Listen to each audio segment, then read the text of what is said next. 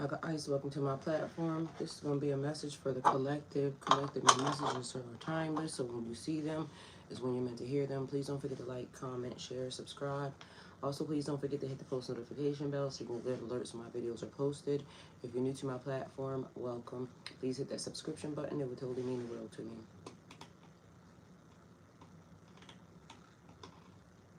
First thing we're going to do is Al-Fatiha, in the name of Allah, the most compassionate, most merciful.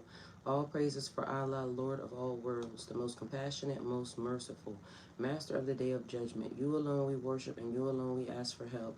Guide us along the straight path, the path of those you have blessed, not those you are displeased with, or those who are astray. And we're going to go over here to Psalms 91. Whoever dwells in the shelter of the Most High will rest in the shadow of the Almighty. I will say of the Lord, He is my refuge and my fortress, and God in whom I trust. Surely He will save you from the fowler's snare and from the deadly pestilence. He will cover you with His feathers, and under His wings you will find refuge. His faithfulness will be your shield and rapport. You will not fear the terror of the night, nor the arrows that fly by day, nor the pestilence that stalks in the darkness, nor the plague that destroys at midday. 1,000 may fall at your side, 10,000 at your right hand, but it will not come near you. You will only observe with your eyes and see the punishment of the wicked. If you say, the Lord is my refuge, and make the Most High your dwelling, no harm will overtake you, no disaster will come near your tent, for He will command His angels concerning you to guard you in all your ways. They will lift you up in their hands, so that you will not strike your foot against a stone. You will tread on the lion and the cobra. You will trample the great lion and the serpent. Because He loves me, says the Lord, I will rescue Him. I will protect Him, for He acknowledges my name. He will call on me, and I will answer Him. I will be with Him in trouble. I will deliver Him and honor Him with long life, and satisfy Him and show Him my salvation.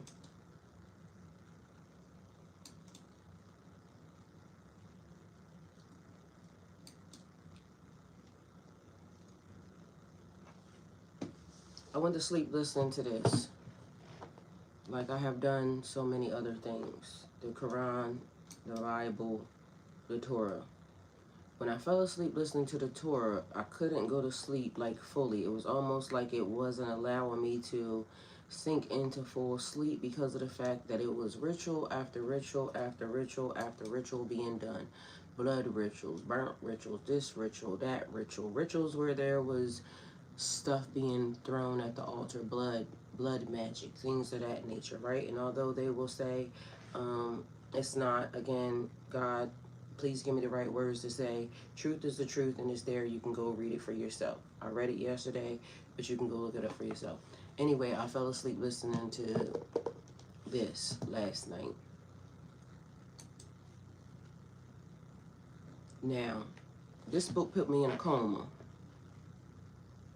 And I mean, literally, it was almost as if something, and this is just the way I felt, did not want me to consciously see it or hear it. This book talks about initiations and all types of other stuff, right? And so, there was something I was supposed to remember. It was more initiations and initiations and initiations. The Hermetic teachings concerning the process of mental creation of the universe are that the beginning of creation, the creative cycle, the all in all aspects of being projects its will towards its aspect of becoming. And the process of creation begins, it is taught that the process consists of the low earring of vibration until a low degree of vibratory energy is reached, at which point the grossest possible form of matter is manifested. This process is called the stage of involution, in which the all becomes involved or wrapped up. in the creation. This process is believed by Hermeticism to have a correspondence to the mental process of the artist. All right. I'm gonna look up what I'm supposed to actually look up in here, because we just gonna put it over here in chat, right? Or in Google, wherever y'all want me to. The message that's being given today is the legal trick. Doctrine of discovery. Johnson versus M. and Tosh. Mind you, that's not the only one. That's just the only one that I wrote here, okay? So, I'm going to say this. I'm here right now. If those who have ears, let them hear. Those who have eyes, let them see. Tag your favorite spiritualist. Tag your favorite artist. Tag your favorite whoever you're listening to. Tag them and put them in the comments. Because I'm going to say some stuff. And this is where I say start calling people out on a BS, right? And so, including me, because I'm about to say a lot of things, and like it or not, this is where I'm going to lawfully, legally allow whoever you feel could be somebody that you listen to dispute anything that I'm about to say. So, we have the Torah, we have the Bible, we have the Kabbalion right here, and my Quran is sitting right here. And I don't teach tarot. Link is in the bio, all right? I have them all sitting right here, or we can pull them up. So again, I said when people are speaking online, because there's a lot of misinformation being given, start calling them on their BS. Tag your favorites. All right. If you a truth teller, tag your favorite truth teller. Because I'm about to show you where none of these people, and this could be whether or not it's in the world, the universe, because it's not just subject to the U.S. These books and things of this nature have been given everywhere. They're worldwide. These are the books that basically, and don't forget, I got my Quran there. These books are books that have been given throughout history. It's supposed to be legal, lawful teachings that are supposed to be our guideway, our pamphlet, our books to, heaven and God, right? And so I'm about to tell y'all some stuff, and if it's a lie, then, God strike me dead right now. Because technically, I don't need to be here or want to be here if we going to keep acting like it's invisible. So y'all going to do me a favor, okay? All right. So, a legal trick, doctrine, and discovery. I'm going to say that every person that has been sitting in government is a liar.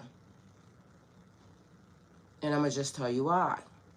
So, with everything being all the pages and all the truth being told, tag your favorite indigenous person. Tag your favorite historical. Like, tag them all, bring them all here, right now. That's what I would like for y'all to do. All right? Because at this point, we're going to get down to the bottom of some stuff. And I need them all here so then that way everybody knows that, I'm calling them all liars. Every one of them. And if anybody wanted to help, they would have. So we're going to start with this land of ours. This land is your land. This land is my land. From, this, that, to third. Because we got the tribes. We got how everybody was dispersed. We got how everything was being talked about. The books, this, that, and the third. So then, what ended up happening was, I was going over just a thought in my brain. And a thought in my brain said that with all the truth that's coming out right here, right now, and us knowing that this government, these people, and whether or not it be this government, the royal government, any government, found a way to come over here and start messing with or doing, it's the illusion. Like, let me play with your head. Let me play with your mind. Let me bury y'all so deep under lies and partial lies, okay? Thank you for your service to humanity. Thank you. Thank y'all for being here. Thank y'all for listening. And again, God, please, like, guard whatever it is that needs to be done. Only give me the right things to say, because I'm not trying to offend nobody at all, period. I'm not trying to offend nobody's culture. I'm not trying to offend, but the truth is the truth, and it ain't in them. Now, I told y'all we were in the Game of Thrones. It's about land. And it's about the money, the wealth, and people being in control.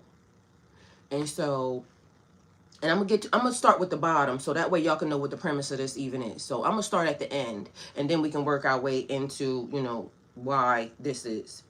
So from discovery to land theft, right? So in 1400s to 1500s, Columbus discovered America, is what they said, right? And then it goes into some guy named Vespucci, Americanus Vespucci something, 1507. Because when they said Columbus came here and he discovered America, there were already people here. But mind you, I'm talking about America right now, but this goes bigger than America, because it's not where, this is just where we got involved, or I got involved. How about that? All right, so some guy named Vespucci, we can look him up. Let's go to Google. So anything that I'm saying to y'all, look it up. Like, grab your computers right now, look it up, dispute it. Okay? Because that's what I want y'all to do. Because we have to unwind the lies that was told. All right, so then it goes into the doctrine of, so Vespucci makes the name America popular, because this is his name. It is the New World, around 1507, here or there, give or take, right? Then it goes into the doctrine of discovery. Europeans claim the land discovered by Christopher Columbus. Then later on, because he came over here, then this, whoever this Vespucci person is, ended up naming it, because then all of a sudden he started making it popular. All right. So all of a sudden there's a thing where treaties start to be brokered, right? All right. So let's go and, you know, we're going to go to Google and talk about, let's find out who Vespucci, this person is, because we don't want nobody thinking that I came to, you know, do anything that anybody else did. And the reason why this is important, and I'm about to explain to you why everybody's been lying. Anybody that's sitting in a seat of power or authority, if they really wanted to help, they could have already brought this place and everything in it to its knees and did the right thing. Nobody did that. All right, so let's go. Let's go see. I got to go find these people. Let's go make sure that all of this stuff, this person, is existing and right.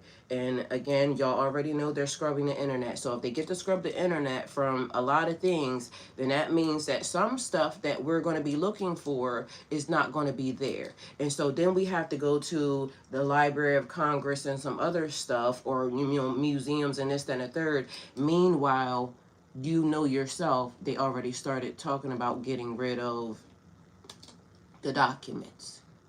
And this is how they keep wiping away everything. Yesterday, our message was about Althea and Lathea, discovery and truth, and then the lies and people falling asleep. And this is one of the issues where a lot of us, you know, forget that we're supposed to be not dealing with this big box company because they did this to us, or this big box company because they did this to us. All right.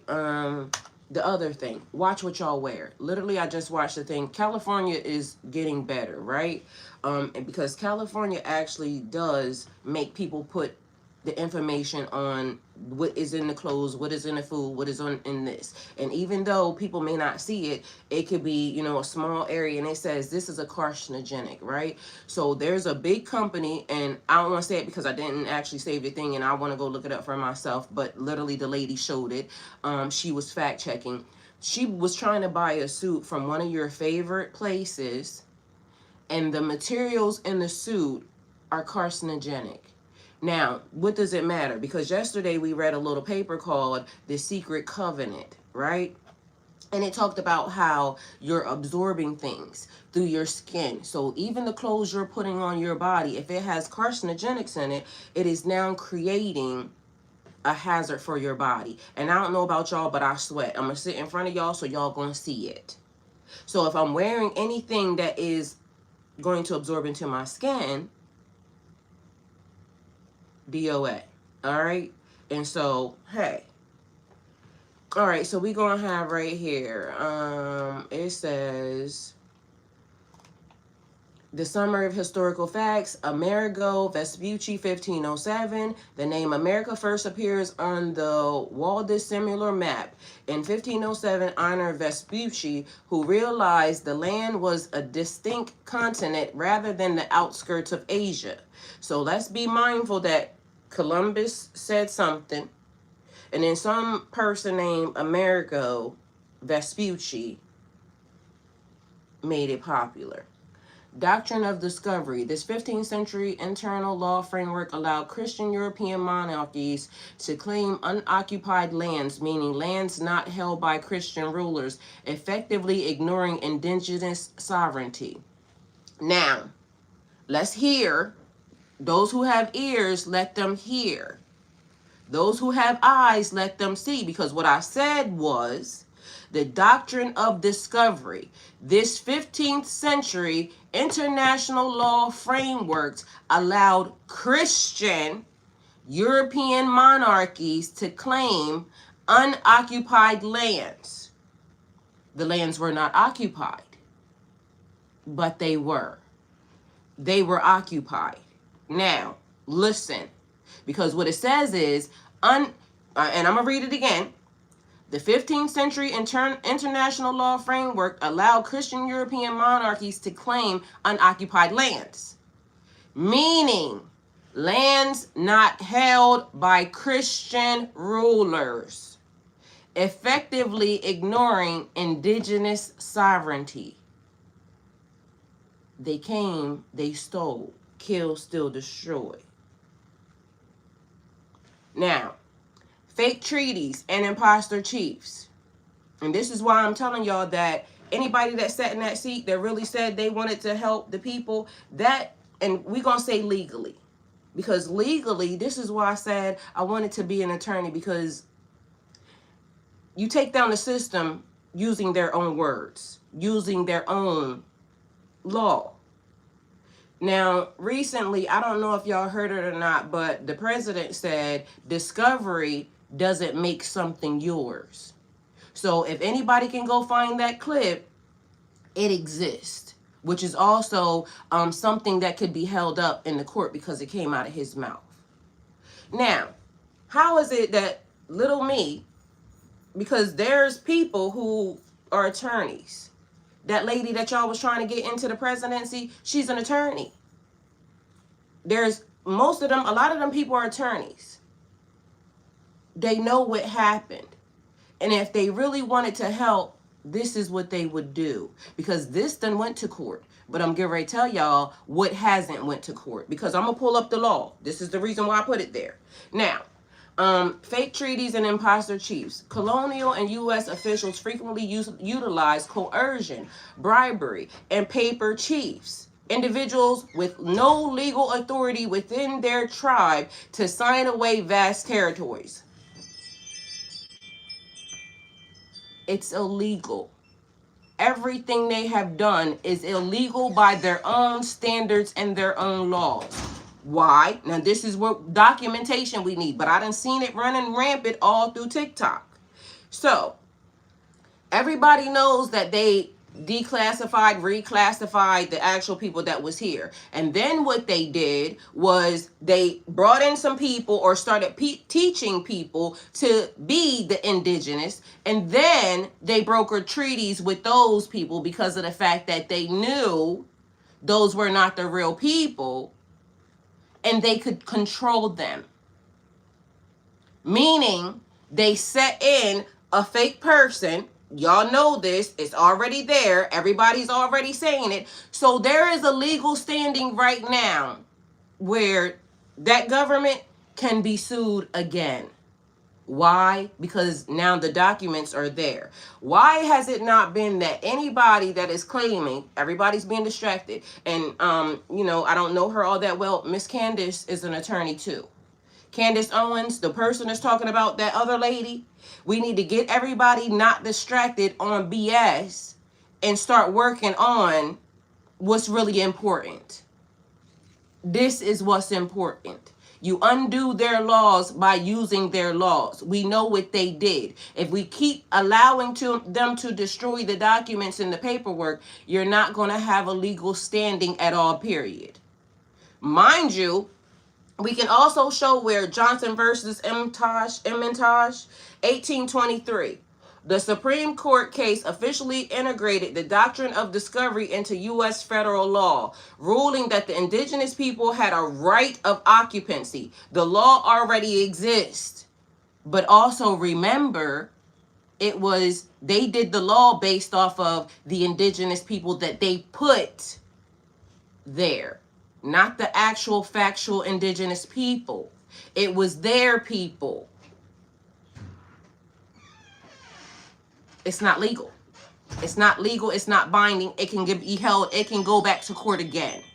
Because now a lot of y'all are digging up documentation stating that y'all know about these schools, this language that they were taught, how to be an Indian. Y'all already saying y'all know this. So again, my brain is saying, hold on. That means that they got people to sign for stuff that wasn't theirs. You're not allowed to do that.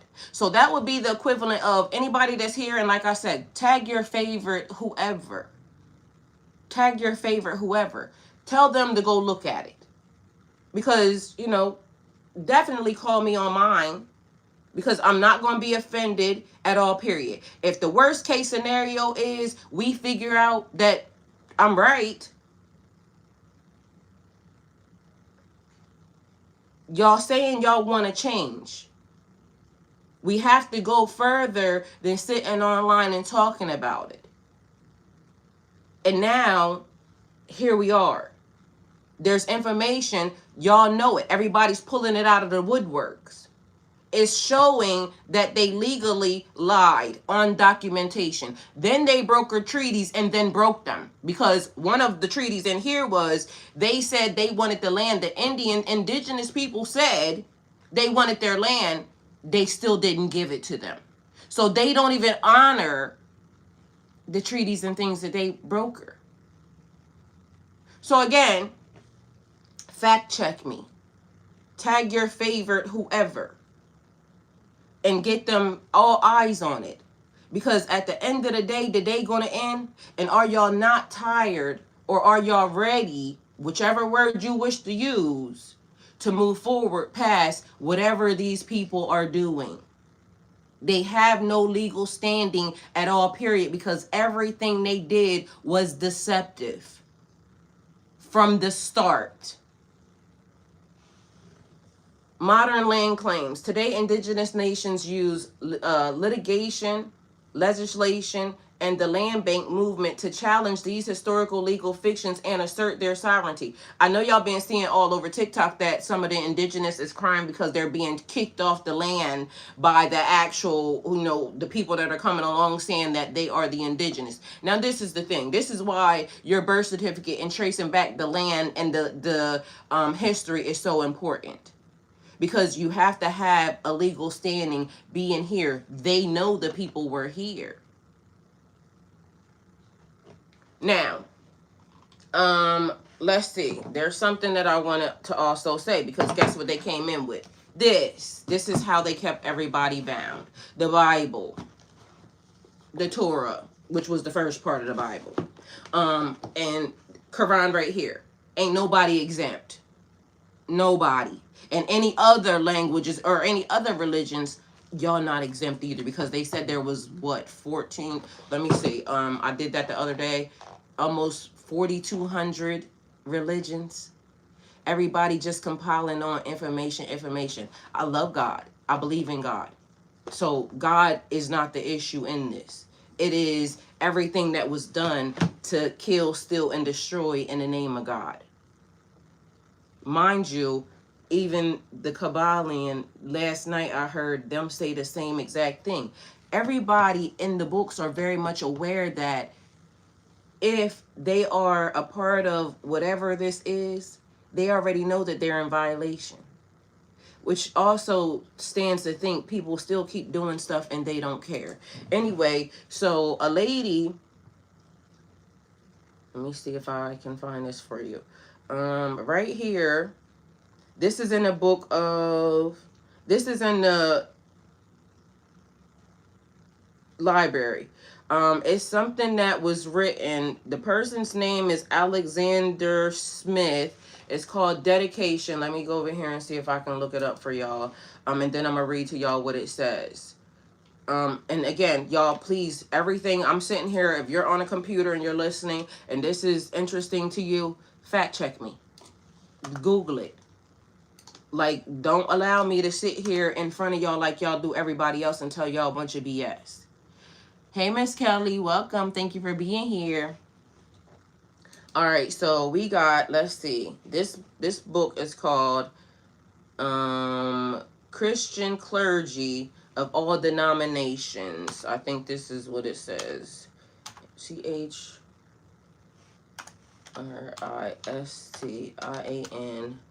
Clergy of all denominations. Oh, it says to the Christian clergy of all denominations. The person's name is Alexander Smith. Let me see if I can go and find out. Dedication to the Christian clergy, Alexander Smith. Okay. Christian clergy of all denominations. All right, so if there's any Christian clergy here that went to seminary school, and you're willing to tell the truth, come in here and tell us what y'all got taught at seminary school. Now, a lot of people have churches and they don't do none of this. They don't go to seminary school. They don't do, so they just up here preaching from, whatever the book says, this, that, and the third. But if you went to seminary school, were you or were you not taught that these stories and these things, some of them are based off of myth and this, that, and the third? Or, let me know. Because, again, this came up twice. Mind you, it's a page right here that I'm about to read to y'all that came from the Library of Congress, okay? A Christian. And again, I ain't trying to be disrespectful to nobody, but the truth is the truth and a lie is a lie. All I want to know is the truth, the same way the people want to know. Christian clergy of all denominations.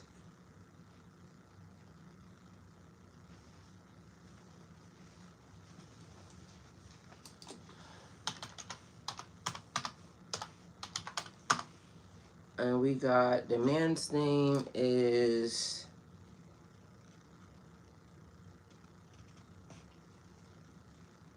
Alexander Smith.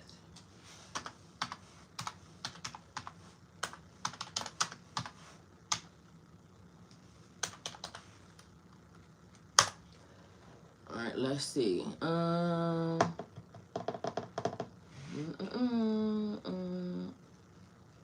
All right, so I think this is what it is. Dedicated to Christian clergy denominations and compliance to commands of my spirit friends, I impel you to draw your attention to. All right, so Google Books is called The True Life of Jesus of Nazareth. The Confessions, I think that's what it is. Let me see, make sure this is the right thing.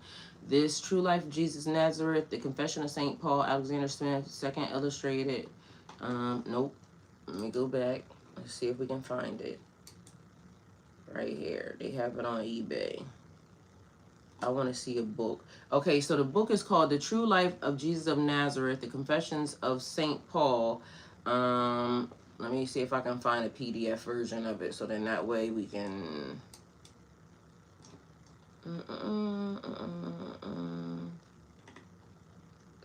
let's see.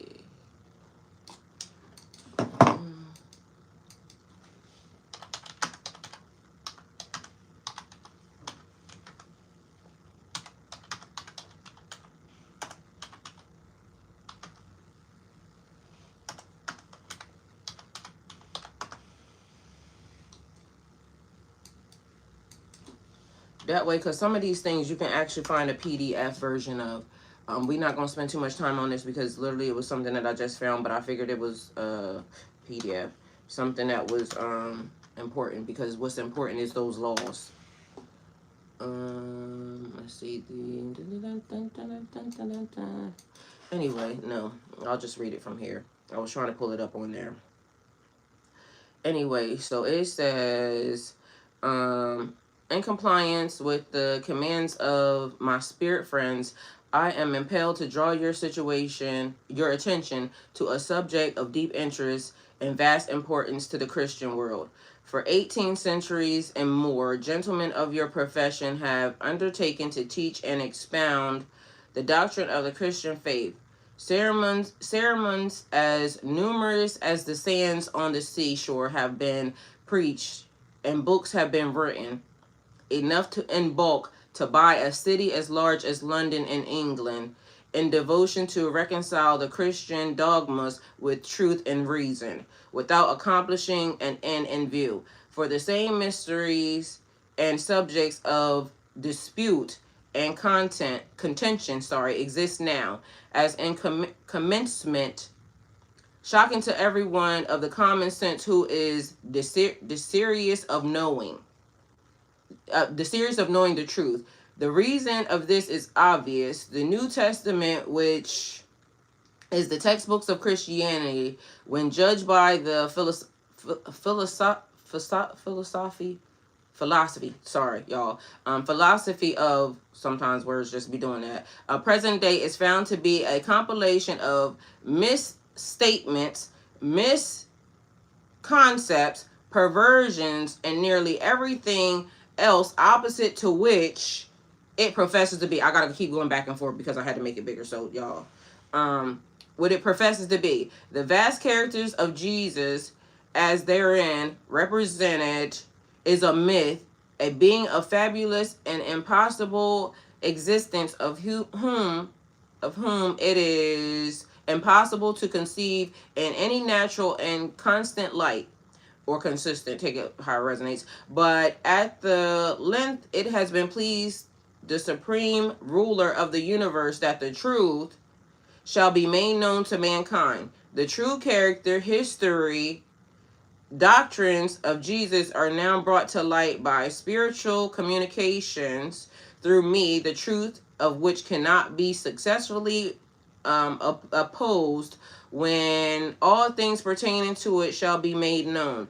Therefore, I respectfully request you, Reverend Sirs, will suspend your judgments until then. If you do your duty to God and man, you will acknowledge the truth and preach the same to the world, such being the desires and commands of the Spirit, and the hope and strong belief that your reverend order and the world at large will greatly profit by the perusal of this book.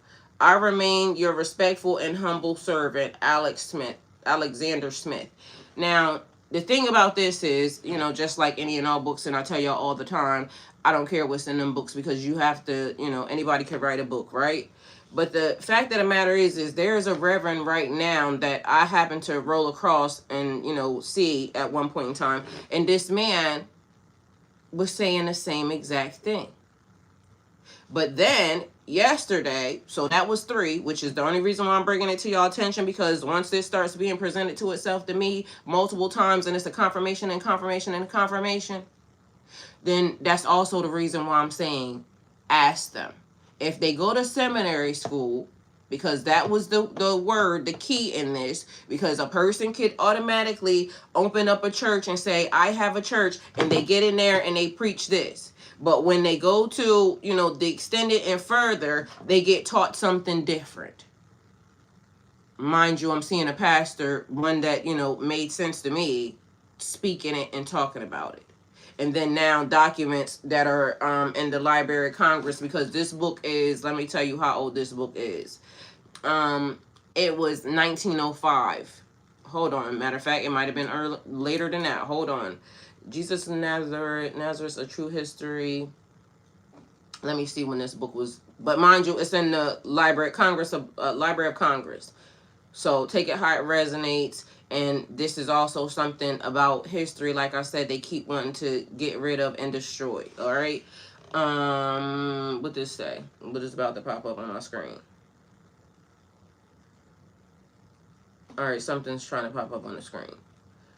Oh, the daggone PDF actually popped up. Jesus of Nazareth, or A True Story of the Man Called Jesus Christ. Is that him? Yep, the PDF actually popped up. All right, so there is a PDF there that you can actually go look at.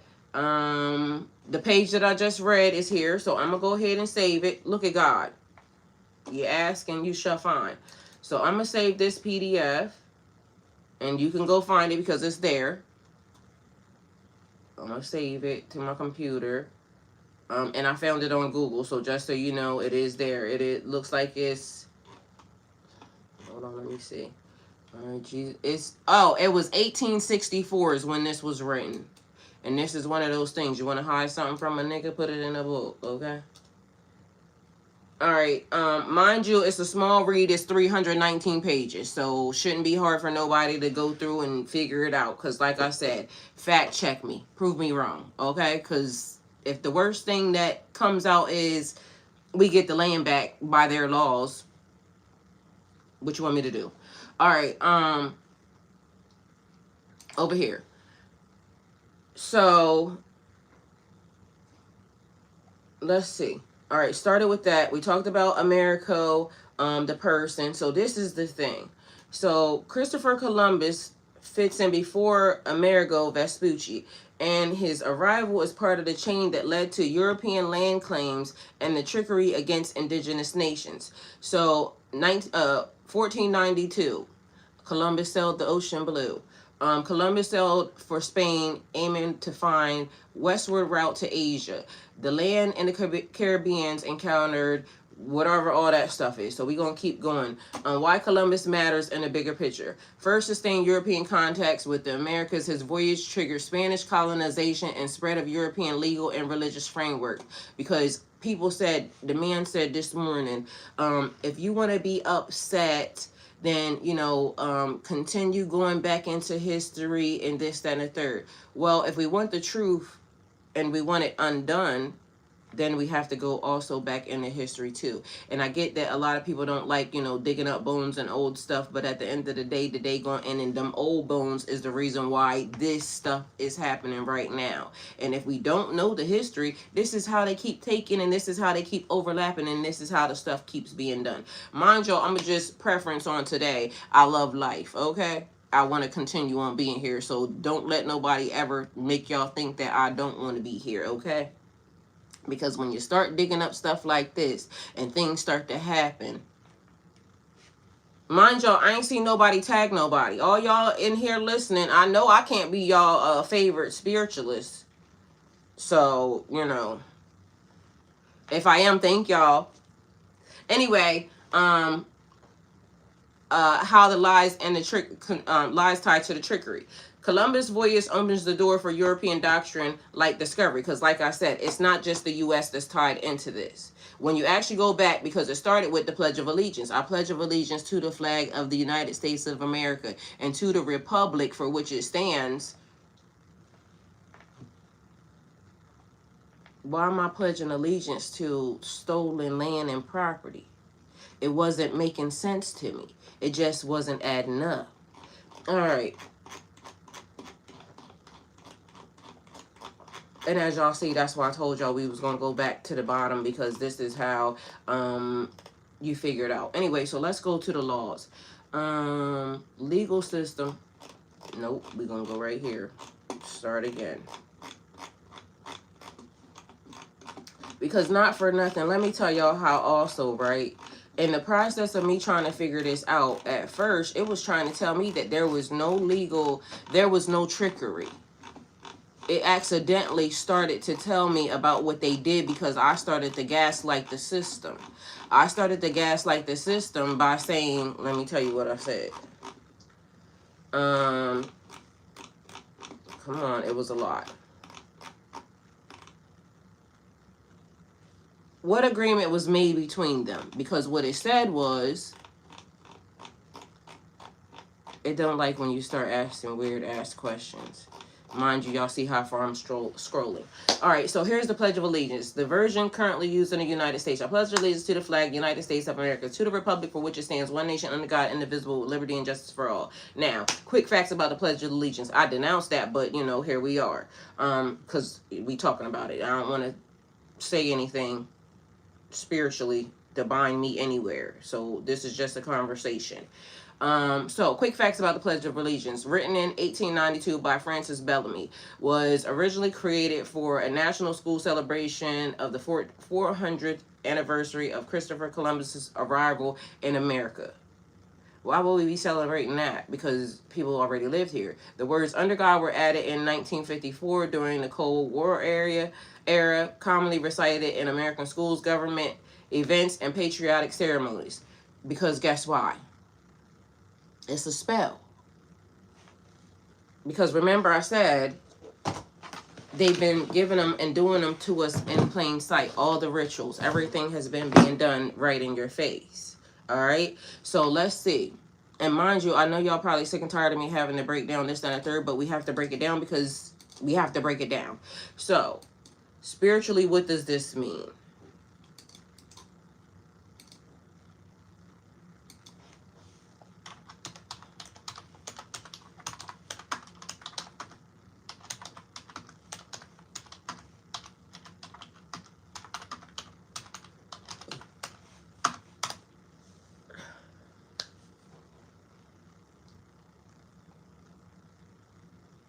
Now, a pledge is to make a vow, a promise, a covenant.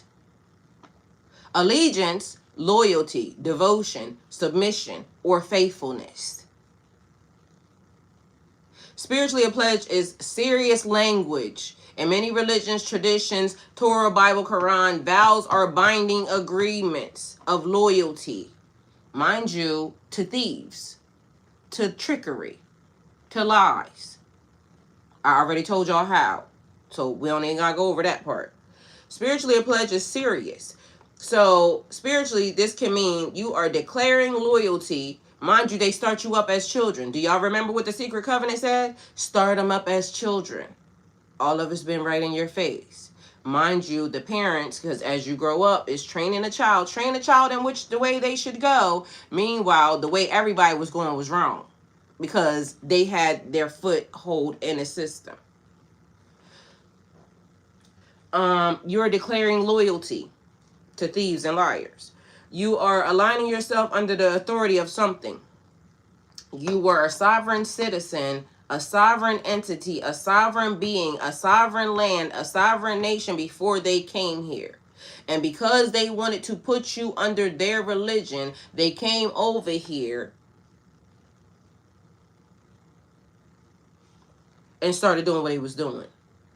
You are verbally affirming commitment.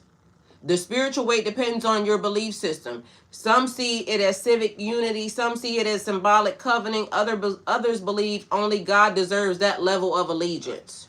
Why are we pledging allegiance to people who came over here to kill, steal, destroy, stole, and use trickery to take from us? Make it make sense. Mind you, and then they went a step further by removing you out of the way, reclassifying you, and then putting people that they could control in your place, and then acted as if we gave them rights. We never did. And the people that gave them rights were never legally able to. So why, for the life of me, and I'm going to keep asking this question throughout this time, as long as we sitting here, why has none of the lawyers that work there that supposedly are for, you know, indigenous folks and this, that, and the third, or they come from, or their, you know, color, or and mind you, this ain't even about the color. Because white people, y'all are tied to the land. Because remember, it was a lot of whitewashing. They did this, that, and the third. So regardless of the fact, you still have a claim and connection to the land beyond what they did. So this could be a whole lot of eyes need to necessarily be on it. It should be all different types of eyes, black, white, Spanish, whatever it is. everybody's eyes should be on it.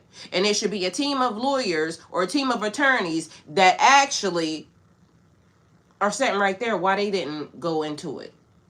Because the laws are there. I just gave y'all one law, but I'm going to give y'all another one also to go into it. The documentation is there. We know they did this because I see y'all pointing it out every day. So it shouldn't be a hard case to win. They were wrong. They lied. They used trickery. They also a breach of contract. It's already been proven throughout history. So to the flag. A flag is a symbol. Is that not like an idol? A flag is a symbol. Spiritually, symbols represent authority, identity, or power. In ancient times, nations had banners. Armies rallied under standards. Kings had emblems of rule. So spiritually pledging to a flag, pledging to what it represents. Pledging to a flag ain't that idolatry? Like, correct me if I'm wrong. Tell me. Because it's a flag, it's a symbol of something. Make it make sense? So spiritually pledging to a flag is pledging to what it represents. Government, authority, national identity, laws, and structure. So they turn themselves into an idol. And to the republic for which it stands. The republic is a system of governance, power derived from the people, not a monarch. Spiritually, this is allegiance to a political structure, a collective national body, a legal order. One nation under God. This line introduces, and a thing they keep trying to use is your connection to God, and you gave it. The nation exists beneath divine authority. They ain't got none. So what God are we actually using for them because of the fact that they clearly ain't got none? God is higher than the state. What God do y'all know is teaching them to steal and lie and trickery? The country is ideally accountable to God. Meanwhile, they're putting their foot on everybody's neck. That is, and mind you, one of the biggest things is our military is the biggest issue. Because we were just following orders. The military is also what they use to come over here and start messing with the people that were already here. I'm gifting the first 5 people. What is that? Please get out of my chat. Some believe this honors God. Does it? This question also is a concept God implied. Historically, under God was added in 1954 during the Cold War. So it was added later. Anyway, going back. Take it how it resonates. So that was the first thing that, happened into how we got here. Why you keep trying to make me go to the end? All right. Anyway, then we went to So as I was telling y'all about the birth certificates thing that I've been looking up since all these people was talking about, the birth certificate, the your social security card, and this, that, and a third, right? It has to be certified or something, something that they're talking about, because we're not talking about that right now. I told y'all about it yesterday. Anyway, so then I'm going over here and I'm like, how is it that that's being said, the Pledge of Allegiance is being said, nobody's paying attention, and to the republic for which it stands, and it's creating covenants with people. The republic as a covenant amongst people. The founders view the republic almost like a social covenant and agreement, one that we're not a part of, because remember it said the secret covenant. It's loyalty to a king, a ruler, a rule by power, rule by bloodline. A republic depends on consent of the governed, the people, shared laws, civic responsibility.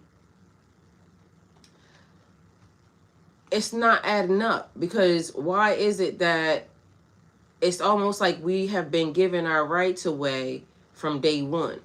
Because the minute your kid goes to school, they force your child to go to school, but then all of a sudden they told them, the Pledge of Allegiance, or, you know, the Pledge of Allegiance, however it goes.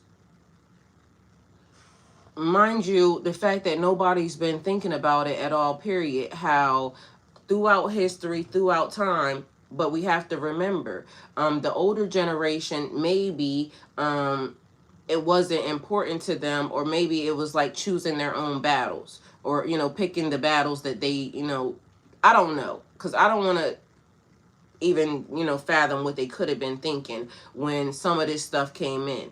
So hidden responsibility. A republic requires active citizens. It survives only if the people vote, stay informed, participate, hold leaders accountable, respect the laws and the rights of others. Without participation, a republic can collapse into tyranny, oligarchy, or chaos. Have y'all been participating? Because it says required activities. A republic requires active citizens. Y'all have to do certain things, but mind you, y'all been doing certain things, and it still looks like chaos, oligarchy, and tyranny. So pledging allegiance is implicitly saying, I accept responsibility for maintaining this system. Are y'all accepting responsibility for maintaining this system? I don't see y'all responding. This is the reason why, to me, I feel like this is the reason why they keep being allowed to do it. Because I told y'all, prove me wrong. Tag y'all people. Every day, there's a billion people on social media every day, giving out information, telling y'all a whole bunch of lies, and not being accountable for what they are saying. Meanwhile, I don't see nobody pulling nobody in here to make sure that I'm being accountable. So maybe I should just keep going, because maybe, you know, that might mean that I'm onto something, okay? So here we are. I wanted to know, and just like everybody else should want to know, what was America called before it was America? Before this man came over here, because, you know, it was discovery. They discovered it, but there were already people here. So what was it called?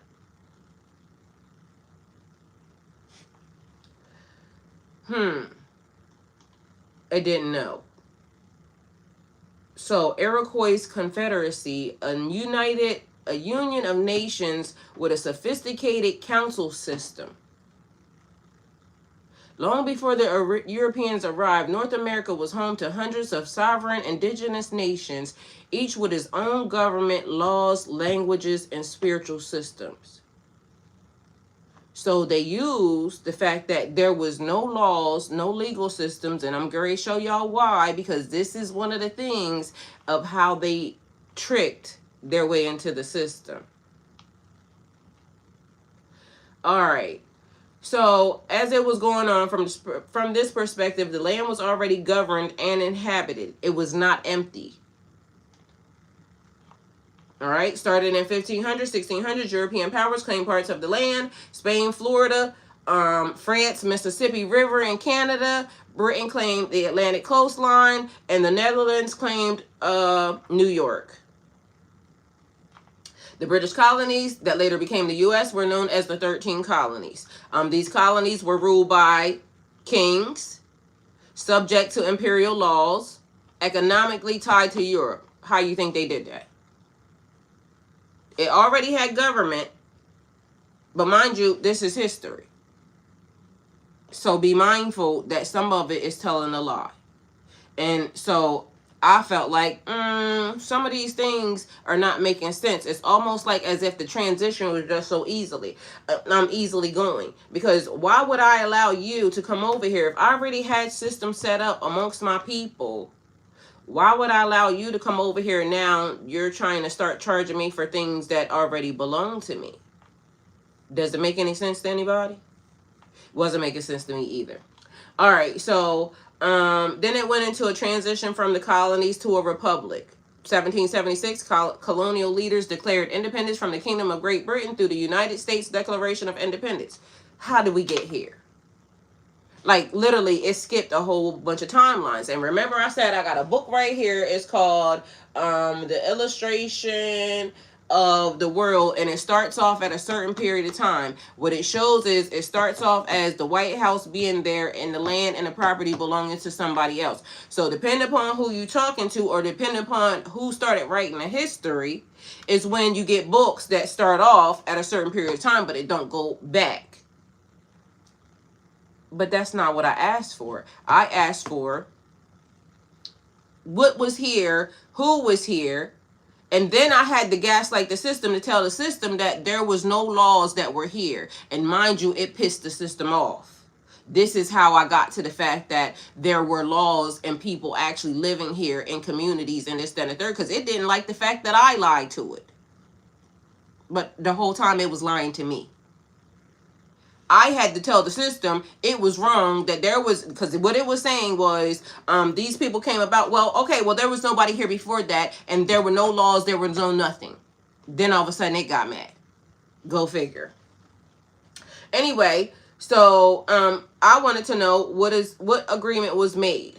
Because when you start now jumping to another part of history and another point in time, it's like you're trying to omit a whole section of information that is actually there. Mind you, then it started giving me maps and people and everything else, like the basic pilgrimage, because literally what it looks like is a bunch of people, and then it has the Indians with those feathers and this, that, and the third. What they give us throughout history. So what agreement was made? Agreement was made between them? It says depend upon what groups you mean. Because remember I said there was a whole lot of people here. Different groups, different indigenous, families, this, that, and the third. Before their discovery. And you can't discover something that somebody already lives on. Mind you, they said it too. The man sitting in that seat right now literally said it publicly. There's a video. Mind you, this is the same man that publicly said that he's afraid of whatever we are. He said it out of his mouth. Mind you, the video was on one of my videos on YouTube, because I actually had the video when I taught the lesson on it, and I was saying whatever I was saying and I'm talking to me, because like I said, there's a time when things have to come back, and the universe will say this is the moment for this, and all of a sudden it'll come back. So as I'm talking to me, letting me know you need this for later. Why would that man be afraid of us? Mind you, we should be afraid of him, because, he's doing whatever, but God don't give us a spirit of fear. Which shall be, shall be. Que sera, sera. All right, so anyway, it says, what agreements? What groups do you mean? Then it says, when Europeans arrived, they could not simply survive or expand without agreements with native nations. So they made treaties. Formal diplomatic agreements between sovereign peoples. Can I ask y'all a question? Why you gotta make a person with an agreement with a person that you don't have to make an agreement with? You came over here. I don't have to agree with you to do nothing. Take your ass back where you came from. We don't want you here. So these are the agreements. Peace between the groups. Because the groups, like any siblings, brothers and sisters, they might have argued amongst each other. But it didn't have nothing to do with them. They didn't belong here. This is what happened when you let people in your business. Land sharing or land cessions. Why you got to share land with people that they're not from here? Go back to where you came from. Meanwhile, this is the words that they keep trying to use to us. For us to go back where we came from. But they didn't want to go back where they came from.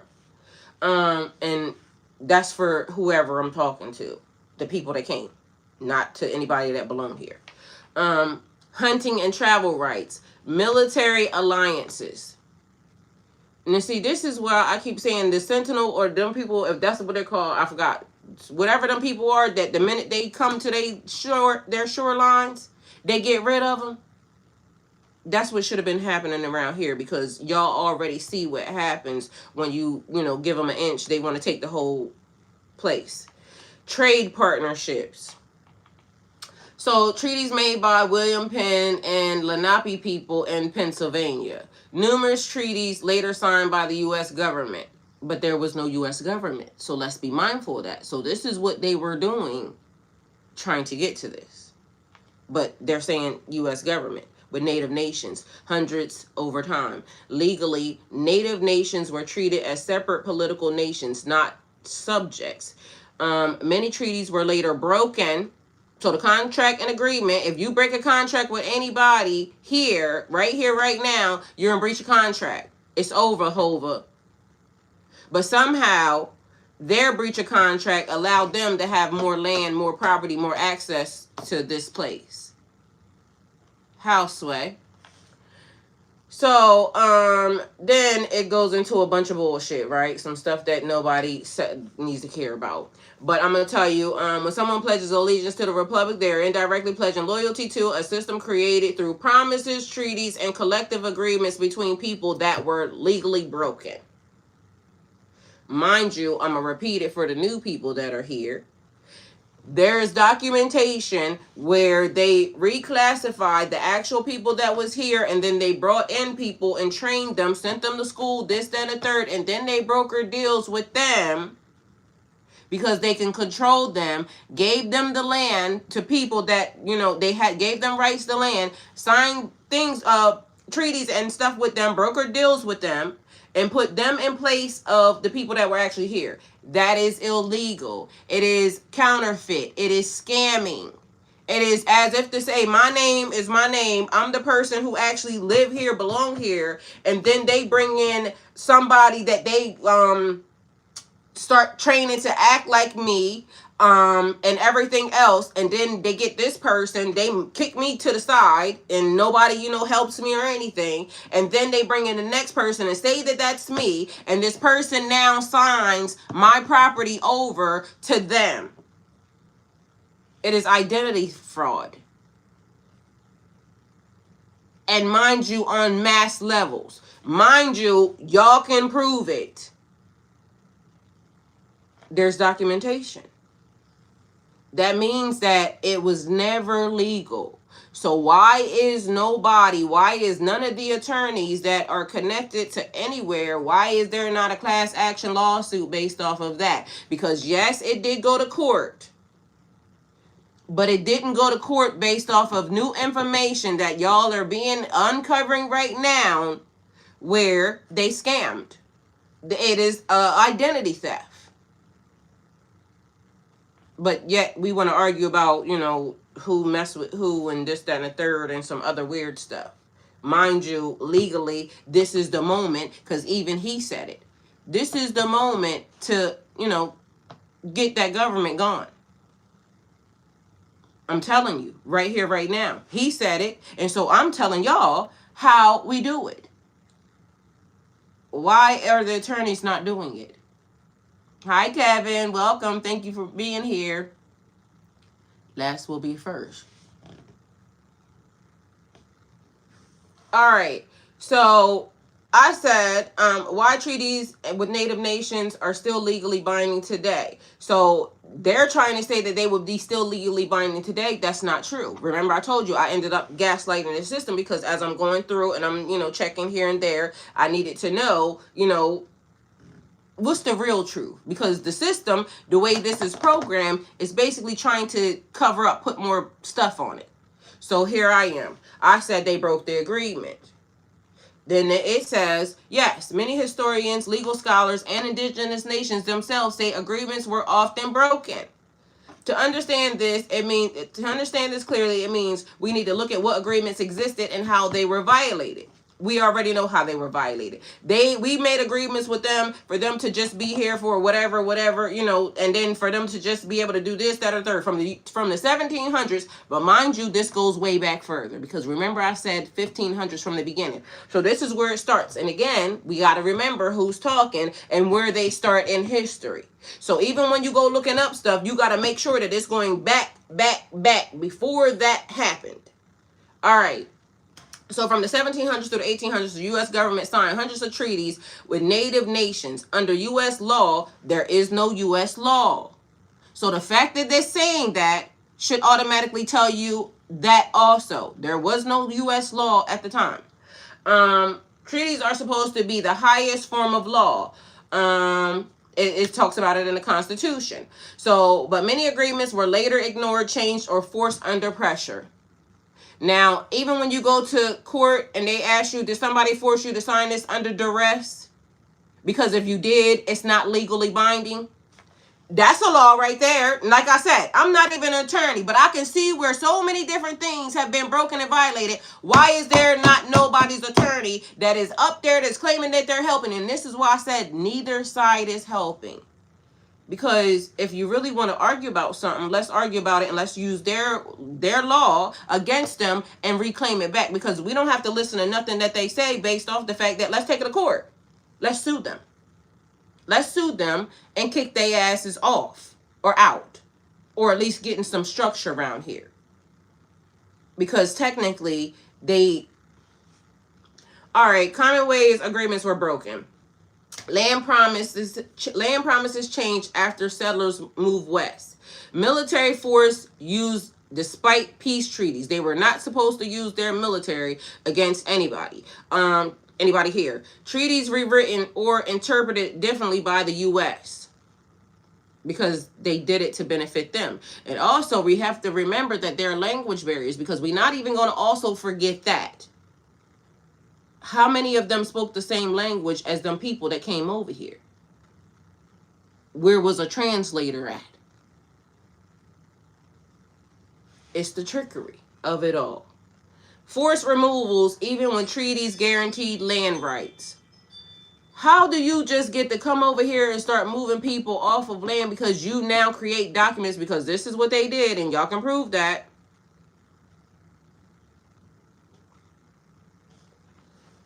Example of the Treaty of Fort Laramie, 1864. The Treaty of Fort Laramie promises the Lakota Sioux control over the Black Hills. What happened? Gold was discovered. And every time it's always because of, money, minerals. And so it's almost like they don't have to honor their deal. But mind you, it was never their land to begin with, for you to come over here and to negotiate nothing. That was where the first problem went wrong at. Negotiating with a person that you can't negotiate with. Negotiating with, kill, steal, destroy. But now we're here. So now we have to do it legally the right way. And legally the right way is getting all the documentation and the fact that it went to court, the cases and everything else where it already went to court, and proving that they even lied even after they went to court. They went to court and lied. So, gold was discovered. Miners entered illegally. The U.S. government later took the land anyway. The U.S. Supreme Court ruled in 1980 that the land was taken illegally. So it's already on the books. They already know. This is why I'm telling y'all the U.S. government don't care about nobody either, because they allowed it. So they said it was illegal. They knew it was illegal. They proved it was illegal. But the land itself was never returned. Financial compensation was offered instead. You don't get to now offer me anything. They said it was illegal. The land should have been returned. But the U.S. government, and mind you, that's all these files that y'all keep talking about, the people that were in the court, whoever was in the court system at that time, mind you, this is 1980. So that means that the people that are sitting there are probably still sitting there, because them niggas be 9,000 years old. They should go to jail. Because why did y'all not help? Because y'all not helping the people anyway. Everybody is corrupt. Everybody is lying. Everybody is scamming. And like I said, tag your favorite people, because prove me wrong. Help me. Because we all sitting online, everybody saying, oh, this happened, this happened, this happened. But guess what? It's not going to be till everybody comes together, and the people that have documents saying they know for a fact that, we got paperwork saying that they move people or they reclassify people. We need those documents. Anybody that's saying we know about the schools and there's documents about the schools where they took those people and put these people here, we need those documents. Because if we're going to build a case, we got to build it, and we got to build it strong. Because we know what they did. But we can't just go and fight them like they just fight us. We could, but for all intents and purposes, we'll do it the right way, and we'll fight them at their own game or beat them at their own game. But who am I? little black girl from Dover, Delaware. But why is it that there's legal people sitting there that ain't said nothing?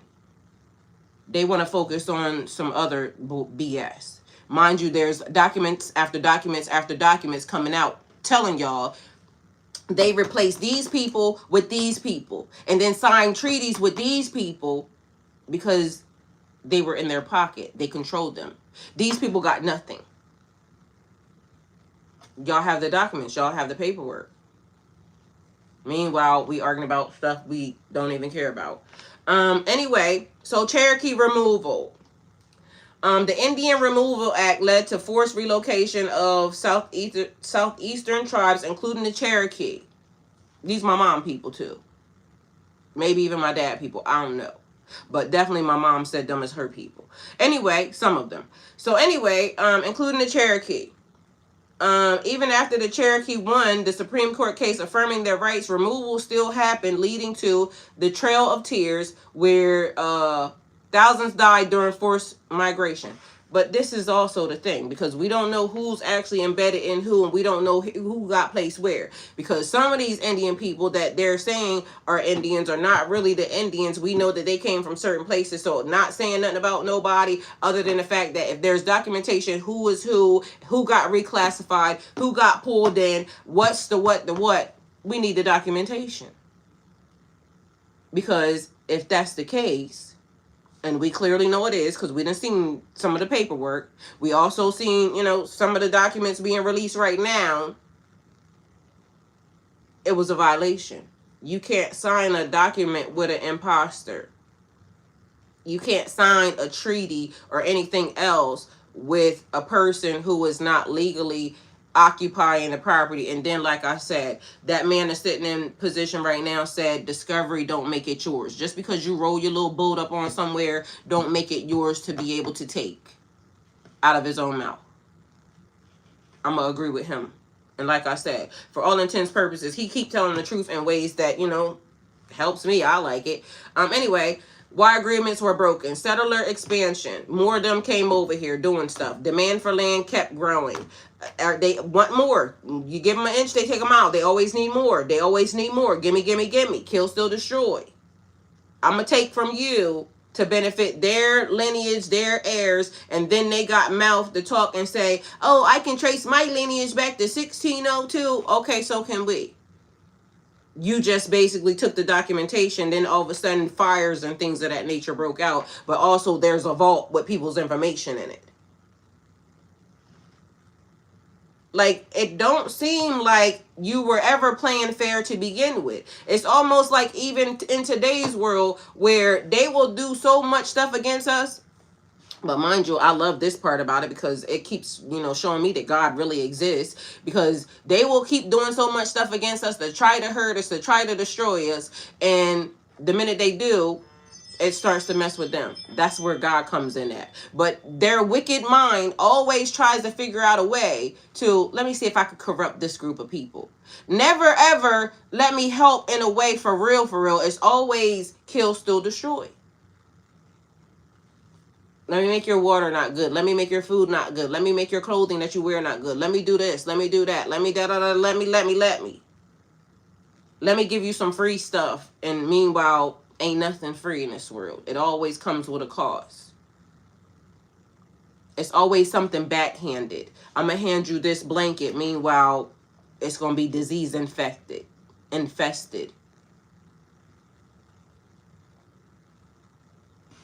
I ain't do it. Throughout history and throughout time, their behavior keeps being the same exact thing. So again, I ain't do it. Power imbalance, U.S. military and population growth. And then the military keeps being an issue because you are supposed to take, whatever oath it is to help the people. But technically the people that y'all helping is the people who are doing stuff to your mama and your daddy, your aunts and your uncles. And y'all act like y'all are oblivious to it. Different views of land ownership between cultures because they came over here and said, oh, I see it, it's mine. Meanwhile, it was your land. Mind you, why didn't y'all ever fight for it? Why didn't y'all ever just get rid of them? And now I see why them people, like I said, Sentinel people, whatever their name is, I need to look it up because I'll be referencing them. They are right. Don't come over here offering no shoes, because technically if you come over here offering shoes, now all of a sudden you're going to want a piece of the land, and it's going to be condos and shit over here. That's why when they come over there, they get them gone real quick. They were right. And people would call them savages, but who is the real savage? Like, we just want to be in peace. And then here y'all keep wanting to come over here and deal with people because y'all want to colonize something else. And then later on, if they have ever let them people come over there, it'll be, okay, but we're going to start trying to teach you this, that, and the third. But meanwhile, it's getting a foothold on them people's land so they can now build stuff to, you know, overcharge everybody else. Them people are right. So everybody else should take a note from the beginning. When they start doing stuff, get rid of them. Because at the end of the day, if you let them get, it's like roaches. If you let them get in, it's going to be hard to get them out. And now here we are having to go to court for some stuff that was already ours. Here we are having to fight for something that's already ours. They don't never have no thought process in their mind like, let me do the right thing. It's not in them. Because think about all these years now. If it was a fact, they would have already done it. All right, political decisions overriding earlier promises. The government is just as corrupt as the people that are put in placement. Because these are the court systems. They're corrupt. It's their people. It's not our people. It is supposed to be a government where the people, we are the people, are not in charge. We have been seeing it this whole entire time. This is the reason why all this stuff has happened. So for everybody saying, oh, you have to vote, you have to do this, that, and third. We ain't never been in charge. It was all an illusion. The system has to go. They have been corrupt from the beginning. Since the very first foot over here, they have been corrupt because they have been following and allowing these things to happen. A real true government would have told them, you can't do that. Even in fact, if they wanted to create a government and the people were going to do the right thing and we wanted to live peacefully with these people, right? And then all of a sudden there was a government that got put into place and, you know, it got voted the way it needed to be voted, this, and the third. If the government, the law knew that these people were wrong, they would have said, you're wrong. You can't do that. We have to, you know, follow the laws. These are the laws that was made. And so, you know, you either have to broker a deal, let them sell it to you or not. But the answer is no. That's the way a real government, a system that is put in, that is meant for everybody. You have to stand on the side of right. And if the side of right says, we can see where there was an error, you don't now say you got to reconstruct the deal. No, they're in violation. They do it to y'all on a daily basis. So why they couldn't do it to them? They didn't want to. It benefited them. And again, if I'm wrong, somebody say it. You can come over here and prove me wrong, because I'm the person that's literally every day telling y'all, start calling these people on their shit. So if I'm wrong, say it. That's the way the government was supposed to have worked. It didn't work. And once it started being that, it no longer is viable to anybody. It only works for them. It gotta go. Because they don't care. They're going to keep doing the things that they need to do to benefit them, not the people. And that's not fair to y'all. It's not fair to us. It's not fair to the system, because technically the system is one-sided. The scales are weighing to their side. They don't care. And if they did, that was the way that they were supposed to prove it. And this is how long this system has been jacked up. From get-go. From day one. Prove me wrong. Because right here tells me that I'm right. And quite frankly, it ain't about right or wrong. It's not about even me being right or wrong. It's about the fact that they know they're right or wrong. They were put into place. So I ain't got nothing to do with it other than the fact that I can see that it don't seem like it was ever fair. And if I can see that, and I don't have no law degree, but yet they claim they do,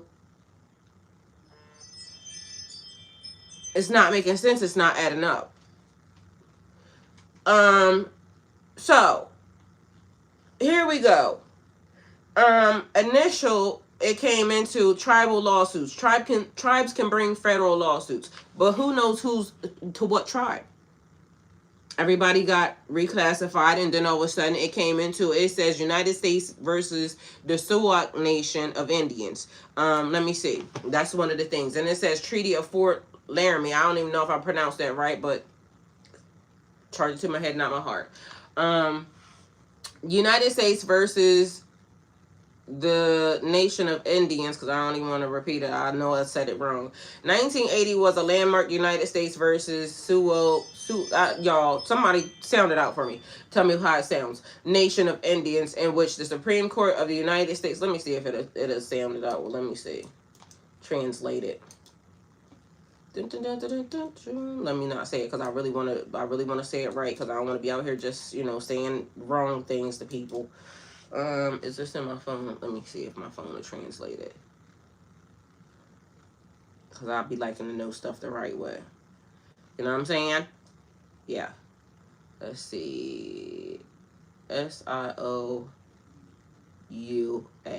Something is silent. I know that for a fact, but let's see how it sounds.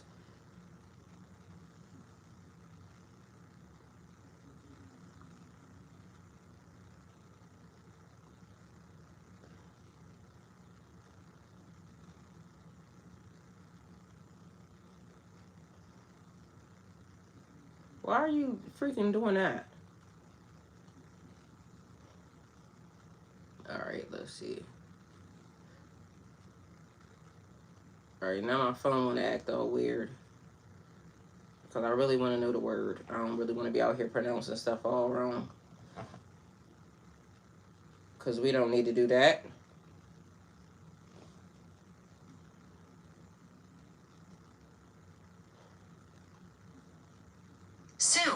Sioux. Okay, Sioux. I said something was silent. It has an X there. SIOUX. So Sioux. United States versus the Sioux Nation of Indians. United States versus the Sioux Nation of Indians. 1980 was a landmark United States versus the Sioux Nation of Indians, in which the Supreme Court of the United States affirmed that the U.S. government had unlawfully taken the Black Hills from the Sioux Nation in violation of a treaty of Fort Laramie. The court held that an 1877 congressional act seized the territory constituted a taken under the Fifth Amendment, entitles the Sioux to just compensation. Good morning, Chico. Hi, love you. Thank you for being here. All right, so decided June 30th, 1980, citation 448 U.S. 371, majority opinion, Justice Harry A. Blackham, where he at? And whoever else was there. Vote 8-1. What was that, 8 on the right side? About 1.5 million principal plus interest as 1980. So 1.5 million, mind you, it's niggas out here making trillions of dollars, but this is what they decided to give to a whole community of people that they stole from. Mind you, this is land that had gold and things of that nature on. Scammers.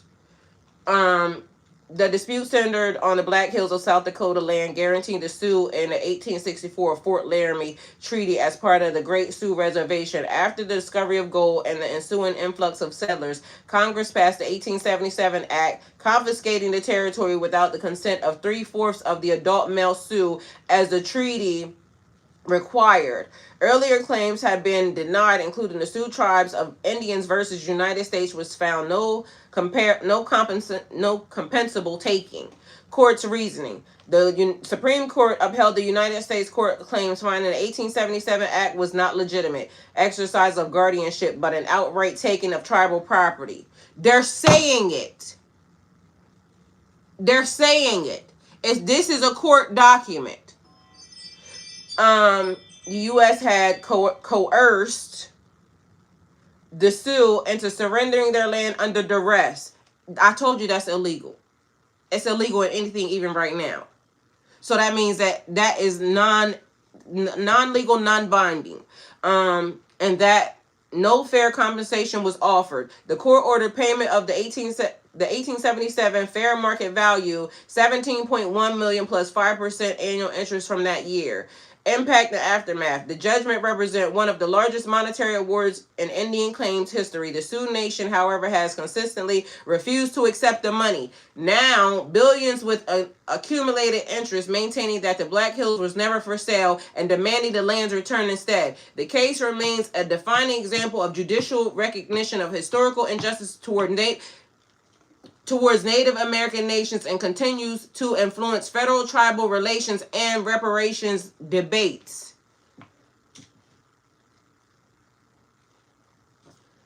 But here we are just standing for it. They didn't want the money. They want the land. They should actually have the land and the money as of now because of the fact that it's been so long. Now give it all. That would be the right thing to do. But also, do we know if the Sioux, the people who are arguing and debating, are actually the right people that they would be giving it to? Because where is the lady? It's a lady that is around here. I'm friends with her. She's one of the Indian people that she does a lot of information, things of that nature. And so at this point, the right thing to do would be to give it back. They had already pillaged the land. That would be the right thing to do. But we also have to make sure that they are the right tribes to be given back to. Here we go. Another example of why is nobody putting their energy into this? Because it's already been proven. They already said it was wrong. But now there's more documentation today that states even more wrongdoing on their behalf and on their part. And if we continue to keep allowing things of this nature to happen, this is the government that y'all want to keep saying, oh, we gotta vote. This government ain't right. It's not right. It was never right from day one. They had no business doing half of the things that they done. But mind you, the scales were always on their side. So now there has to be a history lesson. Because now they deserve all the money back. They deserve all the land back. But now it has to be a history lesson in who even is a part of that family, a part of that history, a part of those tribes that was there, a part of that land that was there. Because they have done so much and entangled and intertwined so much stuff to keep them on the up and up, keep them on the win side. Any government that's supposed to be a real government is supposed to uphold and make them uphold the laws. This is the reason why I'm telling you that government cannot stand the way that it is, because of the fact that it was never designed, it was never right. Because if it was, the people that were there, or we're going to have to get some people in there. So you got choices that are actually going to uphold the law. And if they don't uphold the law, it has to be ways to get them out of that position. Because this is not right. But mind you, you can go look it up for yourself. Why ain't nobody tagged their favorite anybody yet? Because again, if we just keeping it here, guess what? It's not helping nobody. Tag your favorite whoever. Because literally, this is important. This land is your land. This land is my land. These people keep doing stuff. And pretty soon, we're not going to have a foothold in nothing. The longer this goes on, and the longer there's no eyes on it, the longer there's no people fighting for things of this nature and using what they have done right now to undo what they did before. Now there's documentation. But pretty soon, they're doing the same thing they did before. Now, the Treaty of Fort Laramie. The Supreme Court ruled that the Black Hills were taken illegally under the Treaty of Fort Laramie, right?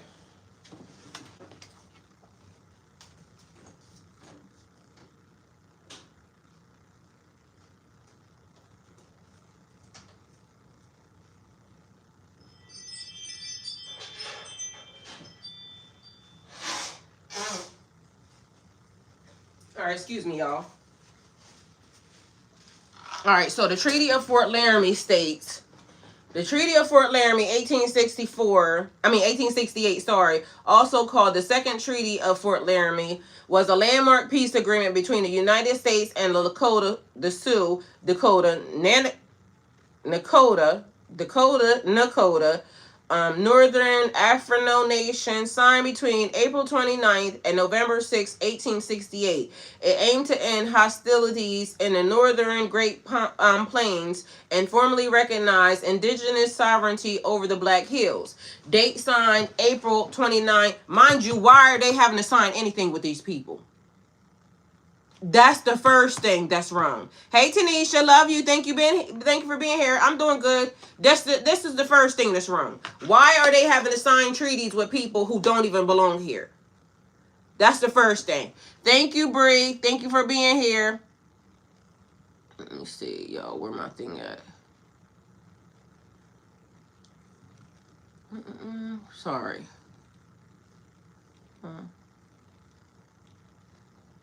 Alright, instantly. See, that's why I can't be over here touching stuff. Because as soon as I start touching stuff over here, everything start doing all types of ungodliness. So, let me see. Dun, dun, dun, dun, dun, dun. Thank you. Alright, I'm going to just not touch nothing because, alright, there it is. What I was going to say. Thank you. Alright, so, we're over here. Signed between April 29th, November 6, 1868. It aimed to end hostilities in the northern Great Plains and formally recognize indigenous sovereignty over the Black Hills. Key facts. The date that it was signed was April 29th, November 6, 1868. Parties, the U.S. government and the Sioux, Dakota, Lakota, Nakota, and Afrino nations. Main provisions. Creation of the Great Sioux Reservation, including the Black Hills, location, Fort Laramie, Wyoming Territory. U.S. violates the treaty in 1877. It didn't even take them that long to violate the treaty. Legal dispute continues. So, the background and negotiations, the treaty followed Red Claw's War, in which Lakota and allies forces compelled the U.S. Army to abandon forts along the Bozeman Trail, negotiated by members of the U.S. Indian Peace Commission in Fort Laramie. The 7-month process brought together delegations from more than 10 indigenous bands. Red Cloud and other leaders agreed to peace only after federal troops withdraw from their lands. They should have kept it, kept going on their asses. Because that's the only way this is all they know. The United States recognized a vast area, mainly western South Dakota, as the Great Sioux Reservation and guaranteed the Black Hills exclusively indigenous use. Adjacent unceded territories were reserved for hunting and white settlement, where there was prohibited. The government pledged food, education, and agricultural. The government pledged food, education, and agricultural assistance while encouraging assimilation through schooling and farming provisions. And see, this is what I'm saying, because this is where certain people ended up going into the people who were not Indian got put into schools and things of that nature, because we're also seeing that. So don't know if these people were a part of it, but we have to remember that this is also something that happened. And this is what they're promising: food, education, and agricultural assistance while encouraging assimilation. Because they always think they better than somebody. That's the other thing. Because if they were already civilized, because this is what I'm getting ready to show you, the way this history breaks down, they keep trying to act like these people were very what's the word, those barbarian people. But mind you, I told you I started gaslighting the system, because I started saying they didn't have this, that, and the third, and because it wanted me to have facts their way, then it started telling me all the legal stuff, all the things that were already had. They already had government, they already had certain things, but they don't want people knowing that. So this is getting on my nerves. I told y'all, literally stuff like this, I'm glad to know it, but literally it be making me mad sometimes, because it shows how corrupt that government is and how long they've been that way. And even for people that keep saying, oh, you have to choose a side, both sides are corrupt. Both sides are corrupt. It don't matter who was sitting there. It don't matter the color, because guess what? And I love Barack and everybody else, as they say, but at the end of the day, if him being president, he could have fixed some of these things, or even put some people out, or even did any of the things. They wouldn't have let him done it because he was black. He still should have done it anyway. The same way this nigga up here doing stuff. If there was something that could have been done, it should have been done at that moment in time. And he should have said, like everybody else said, fuck them. I'm doing it anyway. So after the 1874 discovery of gold in the Black Hills, it's always something. It's always them chasing something. Mind you, they want to offer you $1 million, but meanwhile, they done made way more than $1 million, billions of dollars off these people's land, off these people's property, and gave them nothing. And y'all government is allowing it because somebody up there, I'm telling you, benefited off of this happening. And this is what keeps being done. If you benefit from it, you're just as guilty as the person that did it. And God, get them, all of them, because this ain't right. After the 1874 discovery of gold in Black Hill, miners flooded the treaty lands. Congress seized the area in 1877 without the required consent of 75% of the Lakota men, breaching Article 12 in the United States versus Sioux Nation of Indians. The Supreme Court ruled that the seizure was unlawful and awarded compensation, refused by the Sioux, who demanded return of their sacred land. Mind you, they doing stuff on sacred land, but they got issues with people doing stuff on sacred land way cross country, out of the actual their area, in a different state, in a different country. Y'all, I ain't got nothing to say. Best before we get to experience the future today, 2026, along with some culture past, but still we here. And we are still here. And that's the thing. And like I said a minute ago, every time they seem to want to do something against us, they keep plotting and scheming. And then guess what God does? Something for them. It always end up backfiring, and it's always on them. But these are the things where at this point, y'all done pillaged the land already. You owe them the land back and the money and more. Like, go on and get.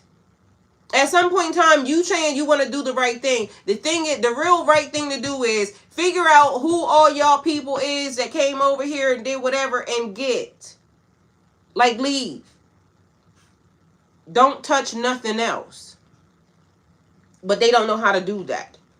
Like I said, that's why I gotta sit in front of y'all and tell y'all that I love life. I don't want to be anywhere but here. So I don't want nobody saying, oh, she did this and I didn't. Because even in the process of me telling y'all this, and even, having some type of discernment to even go through it and come back, I could be at risk for even telling y'all. Why? I shouldn't be. I didn't do it.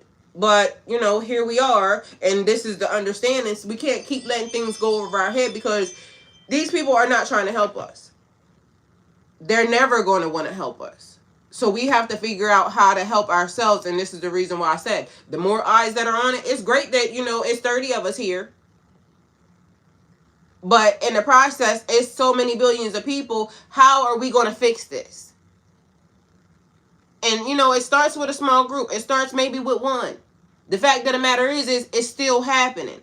And it's going to keep happening as long as everybody thinks that, oh, it's not my problem. It's not my fault. Yeah, it's not your problem, not your fault until you do your genealogy and your history and you realize that's y'all people's land. It actually belongs to y'all. If your family is here, probably the people that they're always talking about, black people don't have no culture. Meanwhile, they've been pillaging it the whole entire time. They mimic it. They steal it. They act like it's theirs. And then they try to say, we don't have nothing. Yeah, we don't, because y'all keep letting them take it. It's right there. The government letting them take it, not saying nothing. That means that it don't work. And so it shouldn't take somebody, this shit happened in 1877. It shouldn't take somebody in 2026. This is so many years later. It shouldn't take somebody in 2026 to say, y'all see that this is there. Why ain't nobody fixed it yet? Y'all do realize y'all arguing over a government. Everybody, this person doing that. Y'all so worried about some files that just came out. But mind you, this already been happening. Everything that they have been doing is still a result of whatever's in them files, and still the result of this to this day, because they've been so accustomed to being allowed to do whatever they want to do when they want to do it. And we're never going to say anything. We're just all going to get online, and we all just going to, talk about it. And then we all going to just get whatever it is that, satisfaction you get out of it for right now. And then we all going to go to sleep, wake up the next day, and we going to forget about it. That's what they've been banking on. Like, y'all can't even remember that y'all shouldn't even be going to McDonald's, yesterday. I'm guilty of it. Target, Walmart, the clothes that you're putting on your back, the air that we're breathing. Literally, the file said, I literally went through and showed y'all the secret covenant yesterday, and everything that's in that document is here right now. So we can't even say, okay, well, they didn't say it, they covered it up. They ain't covering up nothing at this point in time. They literally telling us right in our face. And what you gonna do about it? I did this, and what you gonna do about it? At this point, y'all don't feel bullied, like, you know what I'm saying? Because you should feel bullied. I want to know who started collecting the files. The government, the same people that let these people do this. Mind you, to the tune of now, even the government realizes that they messed up. This is like literally the fact that them files are being there. I already told y'all. One, they looking for something. Two, they realize they fucked up. Because just imagine you allow something to get bigger than it snowballs, bigger than even you can now control. Because now the nigga that's sitting there is even telling them what to do. And now it's like you having a child, right? And a child that is allowed to cuss, this, that, and the third, but the child is or state their opinion and have an opinion because it's a little person. But meanwhile, because you teach it no discipline or anything else, the child becomes embarrassing. Like, it's one thing to have a child that can articulate themselves well and, carry themselves well, but it's another thing to have an embarrassing ass kid. And I don't like them types of kids, because it's okay for you to be able to articulate yourself, but don't be disrespectful.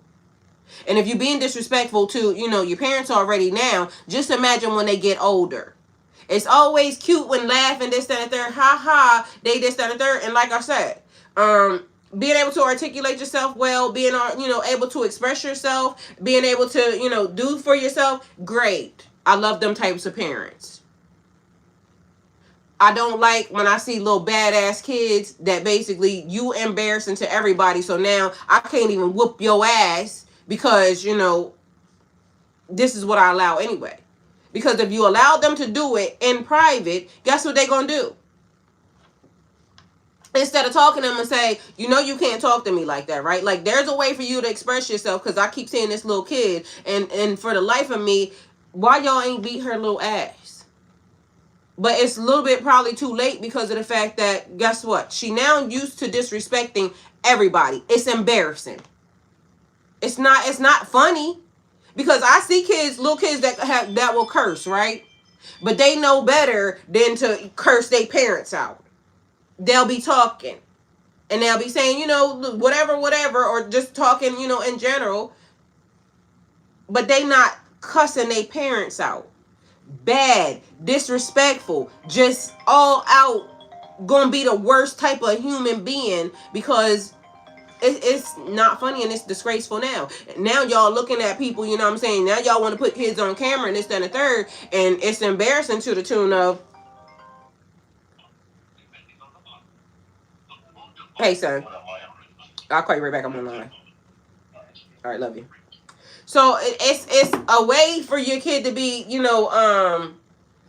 the little adult that they are, because there's other kids that be around, and you can see that these kids can express themselves. They, can tell you this, that, or third. They have manners. Manners are important.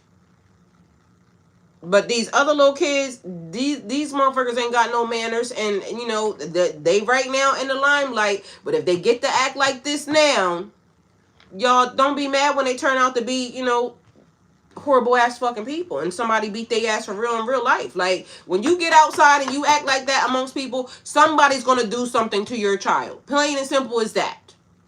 Because you should have beat their ass. Now you out here mad because somebody put hands and feet on them, but yet they thought they can act like that. Nah, you can't act like that. It's a problem. That's weird that anybody even thinks that's cute. But, you know, hey, keep doing it. I like that for y'all. Because, you know, when y'all end up having to go to this place, that place, and all types of places behind your child, you did that. Remember? It's humans and McDonald's. Well, I mean, at this point, does anybody care? Because it's convenient. And so people, and the man that just did that thing and said, you know, he eating his own food, they done got rid of him because he didn't act properly. Like, you know, technically I can get on there and do the McDonald's commercial because guess what? If it's only acting and you want me to act like it's good, I can do that for you. Does it make it right? And you saying it's humans in it, but I guess it's fine if people gonna eat humans because literally I done seen legs and the windows of the butcher shop, like whatever, it could be AI, but at this point I don't think people care. Mind you, the last time I checked, the only time it was good to ever, you know, even digest anything remotely like that is if you trying to save yourself and you on a remote island or some stuff like that. I think that's when they was like, you know, you gotta, it's survival of the fittest. Then all of a sudden it was cool. But now we just out here, y'all, people just got a taste for, you know, let me eat Susie today because, you know, Susie look like she tender. That's crazy. Anyway, do with that information what you will, because if people still gonna keep doing it, they just still gonna keep doing it. The Treaty of Fort Laramie remains central to U.S. Indigenous relations and the ongoing debates about land restoration and the treaty rights. It symbolizes both the high point of Native diplomatic achievements in the plains and the enduring struggles of recognition of sovereign promises. But this is the issue that's happening today. Because of the fact that they know what they did in order to take property and land, they put people in position, again, the fake, you know, indigenous, and they put them in position. And so to be able to do that, and now they have to undo what they did to now make it right. So this is why you see people coming out and they're reading, oh, these people are not indigenous to this land because they got put here, they went to the Indian school, they got taught this language. Meanwhile, here they crying. But, you know, what about the people that was there before you? What about the people that got kicked out over whatever 100 and something years ago, and y'all just stepped into their property as if, you know, it was cool? Y'all didn't care then. Y'all didn't care about the people that lived there before that. So now that it's inconveniencing you, now you have an issue. That ain't right, and it don't make it right. So, like, the same compassion and empathy you had for those people at that time, people should have for you as well. Right is right, wrong is wrong. Take it how it resonates. Anyway, land into trust and land restoration. So under federal law, tribes can petition to have land taken into federal trust status, negotiate co-management of sacred or federal lands, seek land returns through congressional acts. We already know who they work for. So why would anybody think that was even remotely going to work? All right. So what about the reclassification of the people?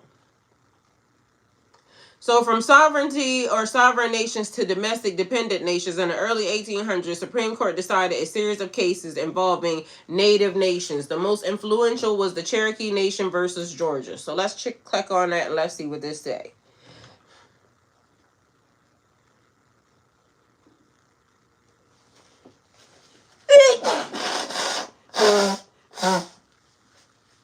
Alhamdulillah. Yarhamakallah.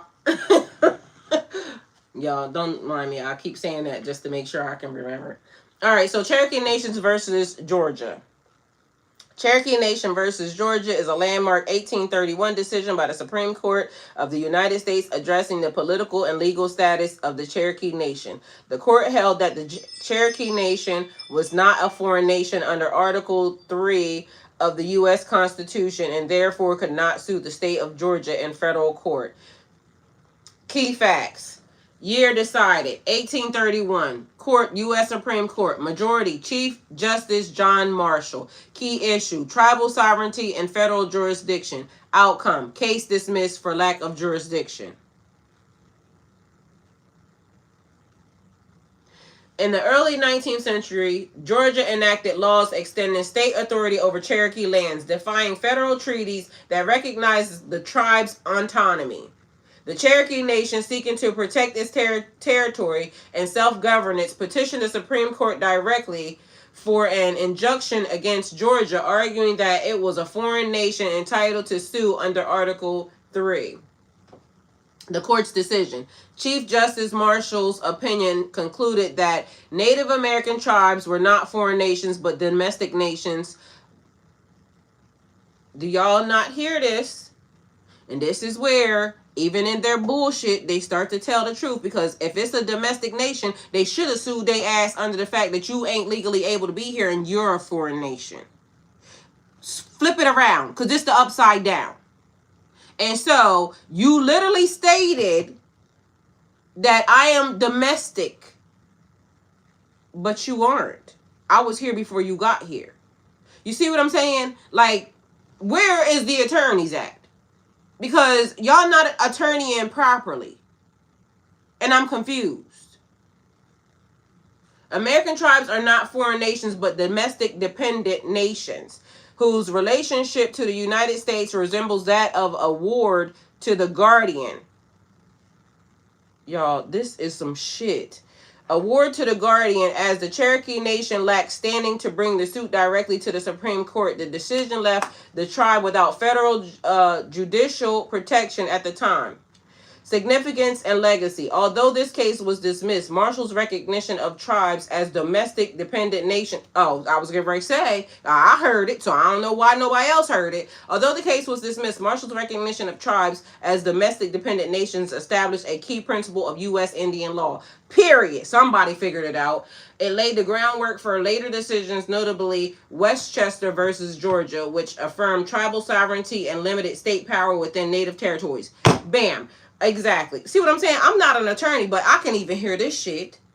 The case remains central to discussions of tribal rights and federal-state relations to American constitutional law. Now, like I said, because there's documentation being given out and people can actually prove that they substituted the indigenous people with other people and then broker deals with them so it would be easier for them to, get something done, that makes the contracts and everything null and void. And I'm going to keep saying it because we're the Attorneys Act. Because we can go back to court again.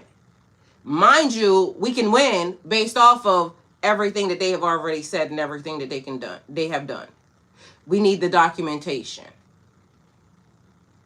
Like, somebody just let me be the attorney, because I'm trying to tell you, because I feel like I can get it done. Send me the documents. I'll get it done. Because literally at this point, class action lawsuit, they need to go. Because this ain't right. Because I saw that even coming, period.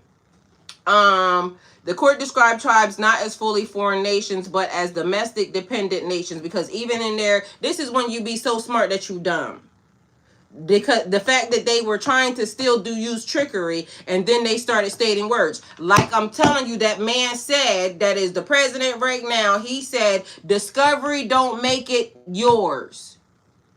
It's his word, his rules, his word. That's the first thing. Mind you, you can't discover something that somebody else is already on. We already discovered it. Period, point blank.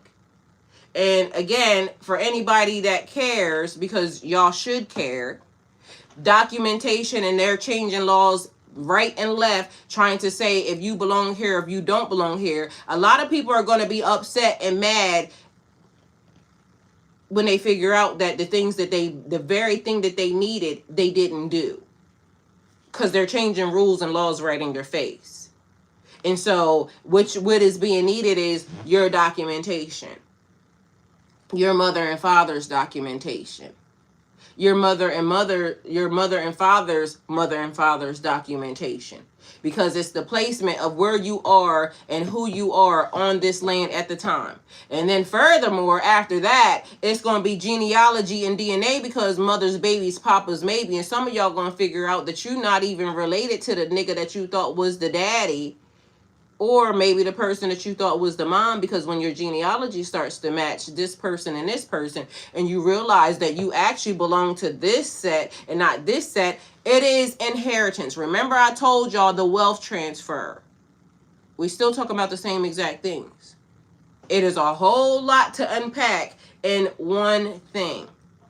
It don't belong to them. They've already pillaged and destroyed the land, the air, everything else. And then they're going to try to give it back to you when there's nothing else. And then they can move the hell on. This is how the operation works. Y'all don't know it. Meanwhile, it can be taken back right here, right now. They already said it. They admitted it out of their own mouth. This is the time. But they're banking on the fact that everybody's stupid. Everybody's still asleep. And quite frankly, I might be inclined to agree with them. Because still, so far, ain't nobody said nothing.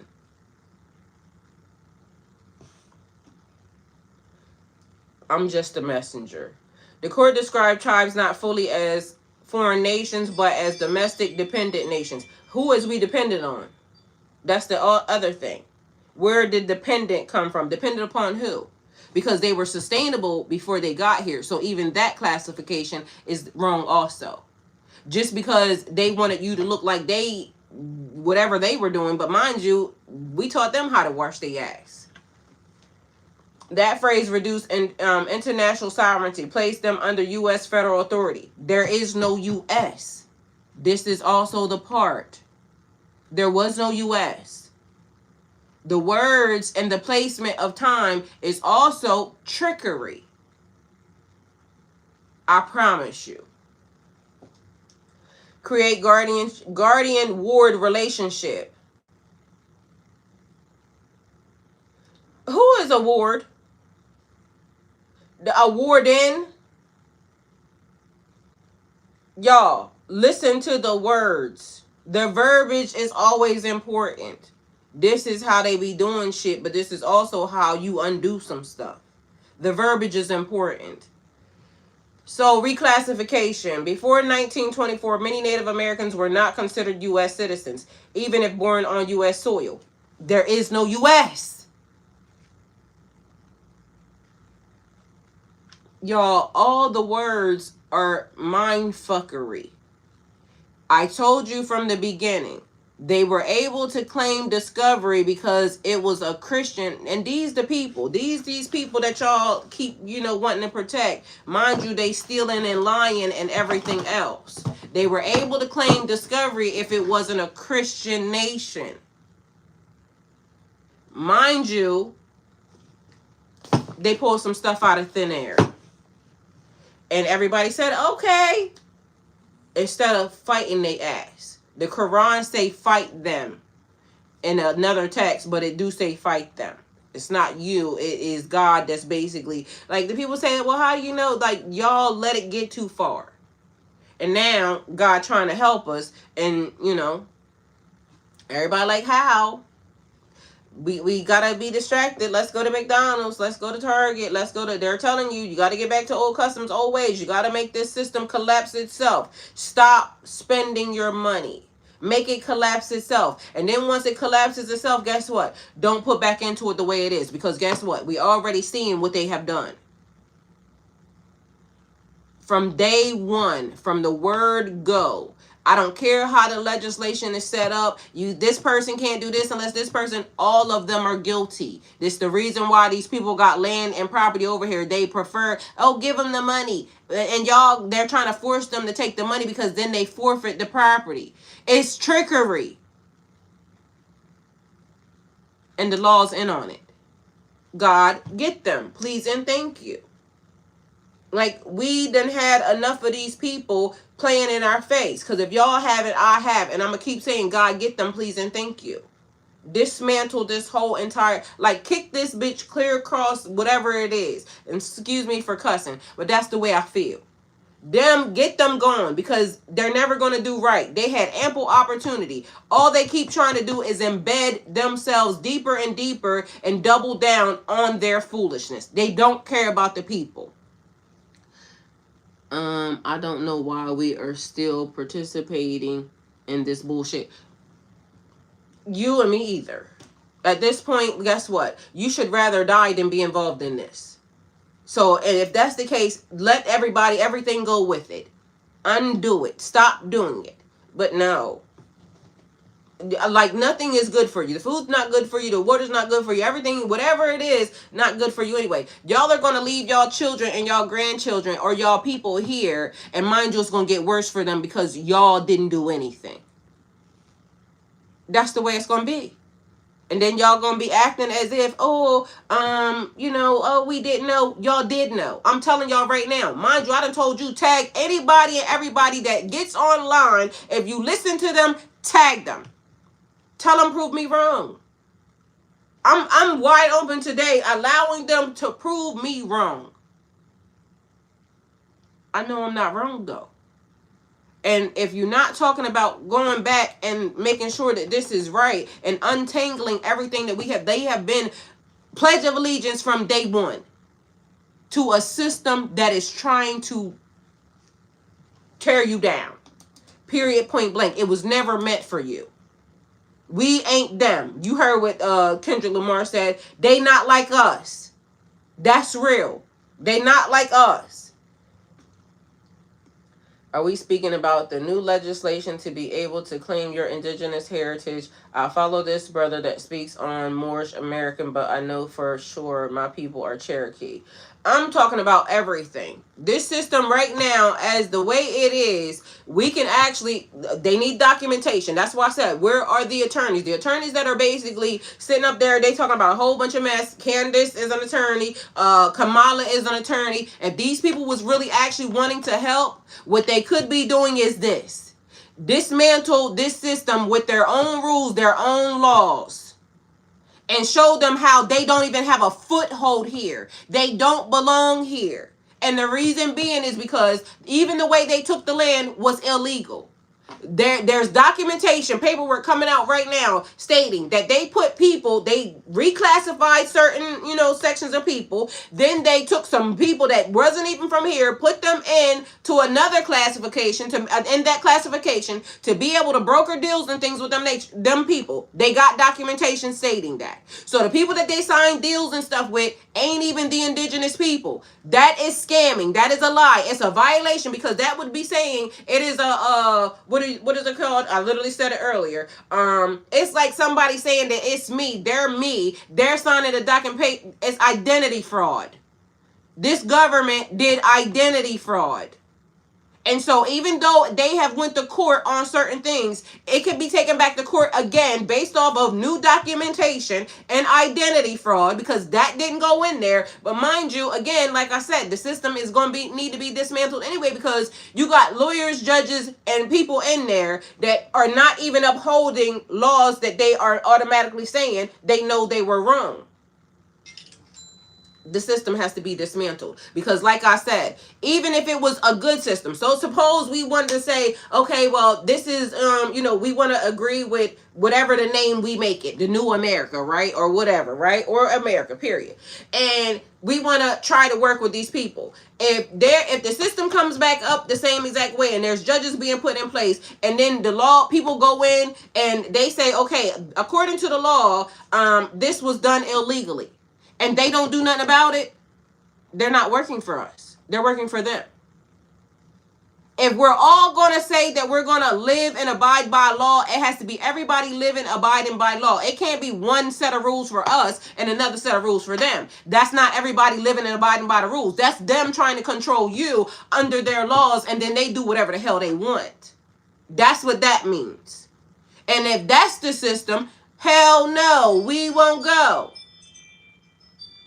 That means that everybody that is in position right now has to go to jail.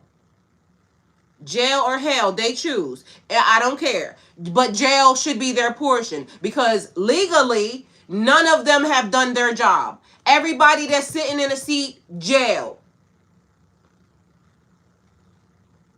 Period, point blank. There is nothing else past that. Everybody has done illegal. Everything illegal. So if we are going to say that this system is going to work for us until everybody sitting in a seat goes to jail and is replaced with something or somebody else that is going to uphold the system, and a first infraction, they're not allowed to take money from nobody because that keeps corrupting these people. No money being allowed other than your check. The same way we work out in this system, they have to work in this system. If this is the system that y'all want to keep and y'all think that it's going to work, it has to be shut down, jail for them, and everybody has to follow the same exact rules. No more, no less. That's the only way it works. If you get found out that you have done, or you acting as if the law works this way or that way, then your ass is done. You get replaced, you go to jail, somebody else comes in, and we're going to keep jail for them and not, like, it's a lot of people in jail that ain't even done half the stuff that they did. According to them files, it's a whole lot of people in jail that ain't done half the stuff that these people have done. But they want to be the standard for locking people away, but they not willing to lock their own self up. Jail. So if this is the system you want to keep, jail. Or we figure out a whole nother system because this one ain't working.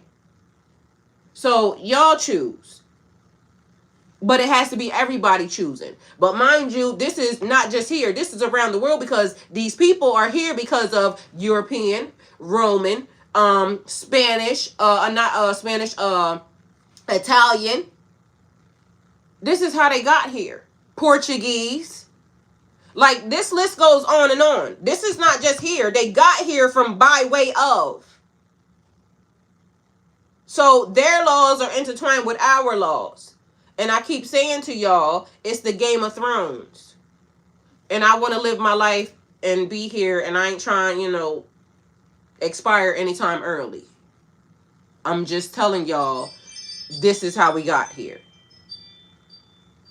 All the government does is fraud. Yes, all the government does is fraud. Period. So they just as corrupt as any criminal running around this. They are worse. They are the biggest gang running. So even for them talking about the cartel, they are the freaking cartel technically, because they literally try to offer these people $1 million for a property that they let people come in that they know is theirs. Like, they the biggest thieves there is. Ain't nobody a bigger thief than them. And this is not me basically saying it. This is me reading and me being able to comprehend. They are the biggest thieves. They have been stealing from the beginning, and then they keep trying to start history at saying U.S. It was not known as the U.S. There was no U.S.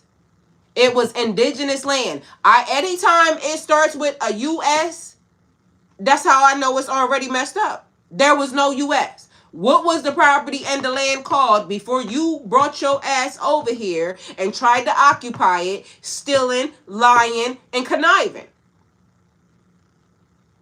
Whatever it was then, until I see that name, I'm going to know that this is not right. And so here we go. We keep on going. It goes in blood quantum enrollment rules. During the 1800s, 1900s, the U.S. government introduced blood quantum standards, tribal roles like the Taoist roles, federal definition of Indian status. They came largely from Taoist Act, which is, let's click on that, see what this is. The Taoist Act in 1887, formerly titled the General Allotment Act, was a United States federal law that authorized the division of tribally held lands into individual allotments. The Taoist Act of 1887, formerly titled the General Allotment Act, was a United States. Like I said, they didn't have the authority. It was not their property. But it's saying that the United States federal law is doing stuff again. Authorized the division of tribal held lands into individual allotments, sponsored by Senator Henry L. Dawes and signed by President Grover Cleveland. It aimed to assimilate Native Americans into U.S. agrarian society by promoting private land ownership and farming practices. The act profoundly altered indigenous land holding, sovereignty, and culture. It made them start to have to buy land that they already had. That's basically what that looks like. Henry L. Dawson and signed by President Grover Cleveland. All these people are a problem.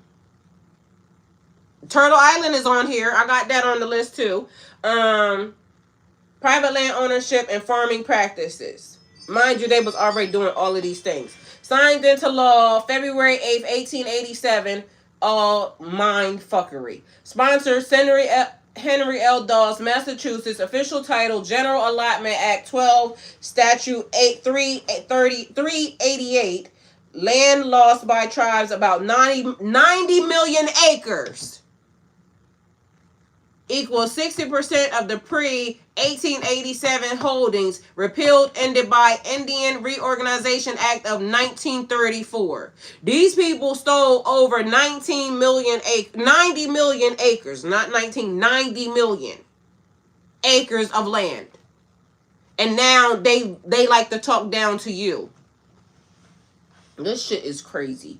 Background and purpose. The Dawes Act reflected late 19th century's assimilationist policies that sought to replace communal tribal land systems with private property ownership. Reformers believe individual land holding would civilize, but they saying they wasn't civilized. But this is the shit that they do. Ownership reformers believe individual land holdings would civilize native peoples and integrate them into U.S. economy. Into an economy that did not exist. It is not their property. Native peoples integrate them into the U.S. economy. Head of households, minors, 40 acres with land held the federal trust for 25 years before title transfer. Implementation and effects. After allotments were distributed, surplus reservation lands were sold to non-native settlers. Many parcels proved unsuitable for farming were lost through taxation debt, forced sales once trust protections expired. Between 1887 and 1934, native land holdings fell from roughly 138 million to the number got bigger, y'all. It went from 90 million to 138 million to 48 million in acres, fragmenting reservations into mixed ownership, checkerboards. Legal and social consequences. The act extended U.S. civil and criminal law to allottees and granted civilized citizenship to Native Americans who accepted allotments and adopted the habits of civilized life. In practice, it eroded tribal governance, disrupted communal economies, and advanced non-native settlements of the West. The policy was reversed by the 1934 Indian Reorganization Act, which restored collective landholds and tribal self-government. Legacy. Historians regards the Dawes Act as a pivotal and destructive instrument of U.S. Indian policy. It exemplifies how assimilatists reformed the settler expansion, converged to dispossess indigenous nations of their land while permanently reshaping reservation boundaries and property relations across the United States. Again, this is important because this also has to go into the documentation in the court files. It's also showing how this government, because although it's messed up, this is one of the files, the Dawes Act, everything that I'm telling y'all right now, whoever the attorneys are or the people are that come together to try to go and do this, and somebody needs to do it. And again, I'm not an attorney, but I would love to help because at the end of the day gonna end, and I feel like why not? These acts and these things are important. It describes a pattern. So again, I don't know what the legal determination is, but I know I could try this case and fucking win because at this point they done left too much breadcrumbs, too much information, too many documentations on the table. So bring them down using their own stuff. They have a history of. This is also one of them.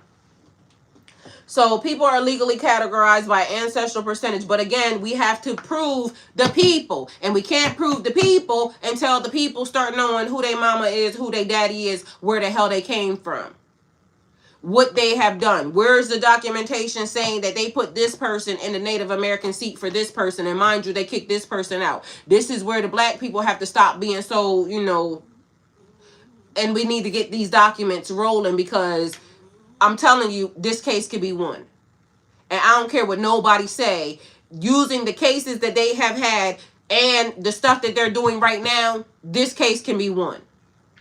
May I ask what you're reading? It's the Dawes Act. Google it. That's why I said it's called the Dawes Act. Google it. Put it where you need to put it. Look it up. Find out where it is. Come back, prove me wrong. This is what I'm asking for people to do. So look up the Dawes Act. It's called DAWES. And it says, there's a picture here. It says, Indian land for sale. Get a home of your own. Easy payments. Find lands in the West. Irrigated, and some other stuff.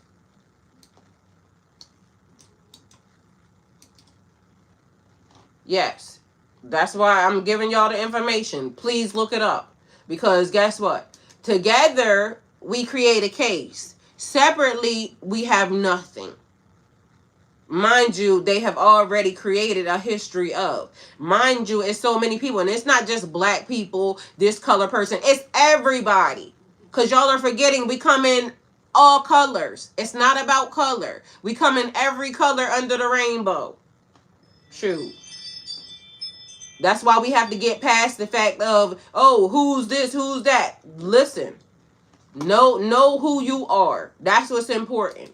Stop arguing amongst each other. It's not us arguing amongst each other. If we're going to get something back, or we're going to get any type of freedom from this system in this situation, we got to work together on it.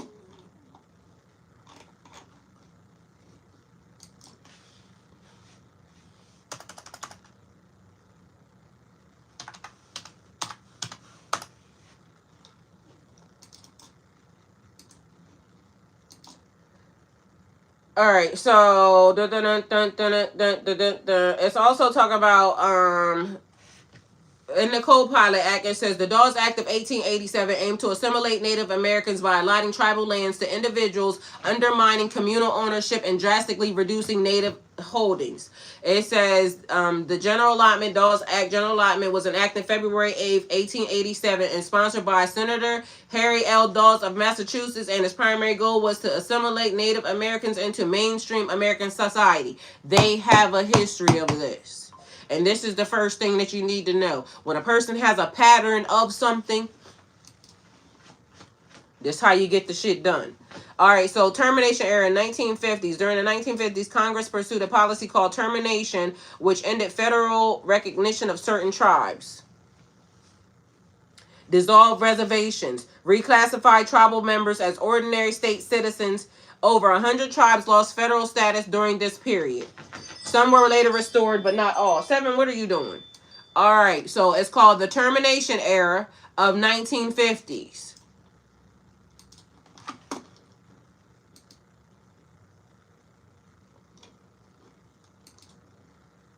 Mind you, let's see what we got on that. Because literally, this is where they are. This is why I said birth certificates, things of that nature, who your parents are. All of these things are coming into play because of the fact that they tried to get rid of you. Wipe your history away. The same way they're trying to do it now. The 1950s termination era driven by House Concurrent Resolution 105. I'm sorry, I'm lying. 108. Not lying, I just read it wrong.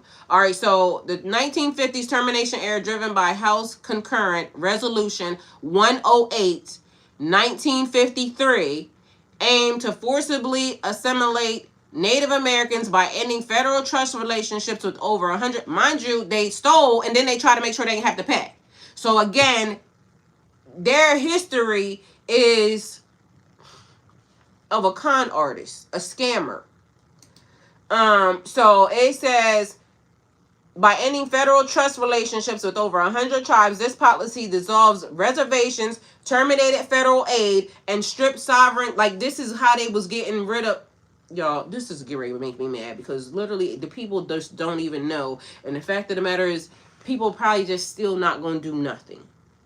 Just here we are, and I don't know what to do. So if God give me the way to know it and take care of it and do it the same way God dropped this in my lap right now, I'll do it. Because at the end of the day, but I don't know what to do. And mind you, like I said, this is the reason why it is people that I'm telling you that is sitting right in position, Kamala.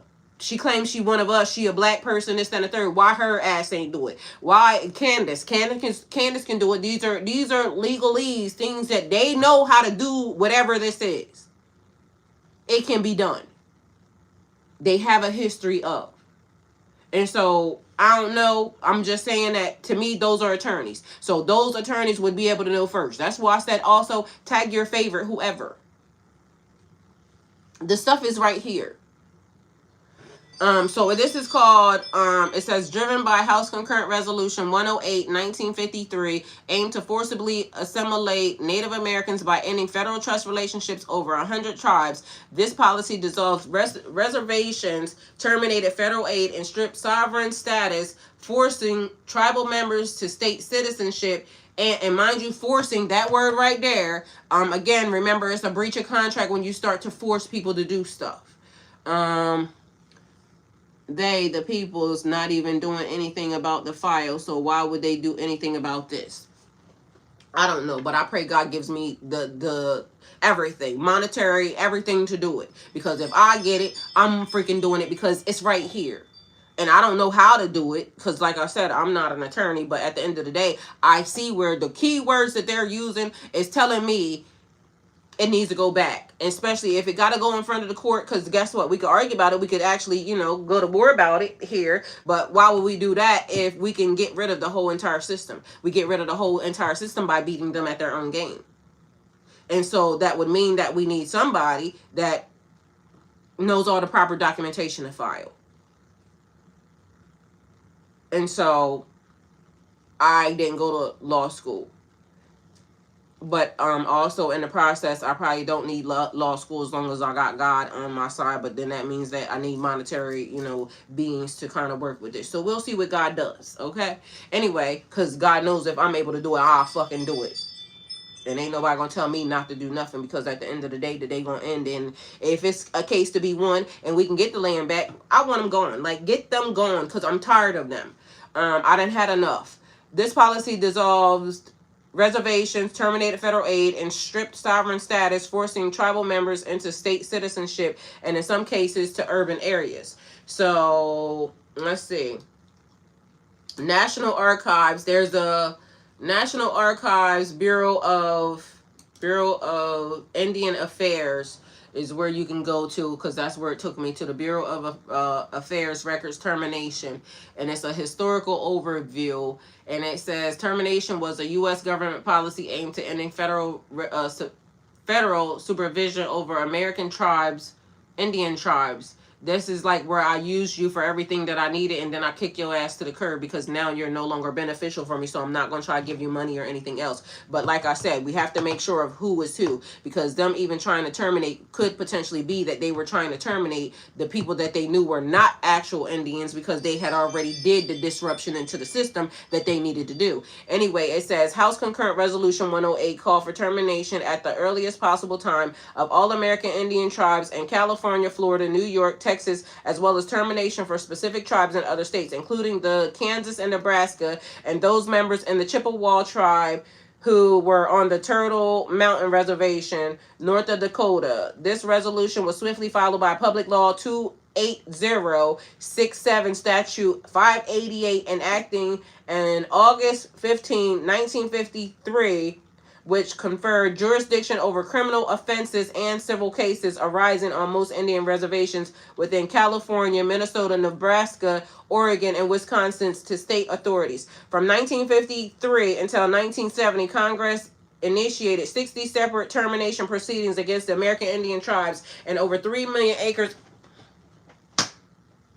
of tribal lands were relinquished as a result. Although the Nixon administration repudiated termination in 1970 and shifted federal Indian policy towards self-determination, the effect of termination was nevertheless devastating for many tribes. Records overview. BIA records related to termination are housed at different National Archives research facilities. Depending on the BIA office that maintain the records, select areas are listed below. Select the National Archive identifiers for the full archival records descriptions to the National Archive catalog, which is a hyperlink. For questions related to the records, please contact the custodial unit indicated. For more information about BIA records, see Navigating Records Group 75 for the full list of National Archives research. So National Archives and Washington, D.C. Archives is one. It says, for questions related to these records, please email archives. I need this address. I'm going to save this actually. How do I save this? It says, for questions related to these records, please email archives, ARCHIVES 1, the number 1, reference, REFERENCE at NARA.gov. All right, so it says Central Classified Files 1940 through 1954, National Archives Identifier 1719104. Termination related to files can be found under different disseminal numbers depending upon the specific subject of the files. Researchers may want to start by checking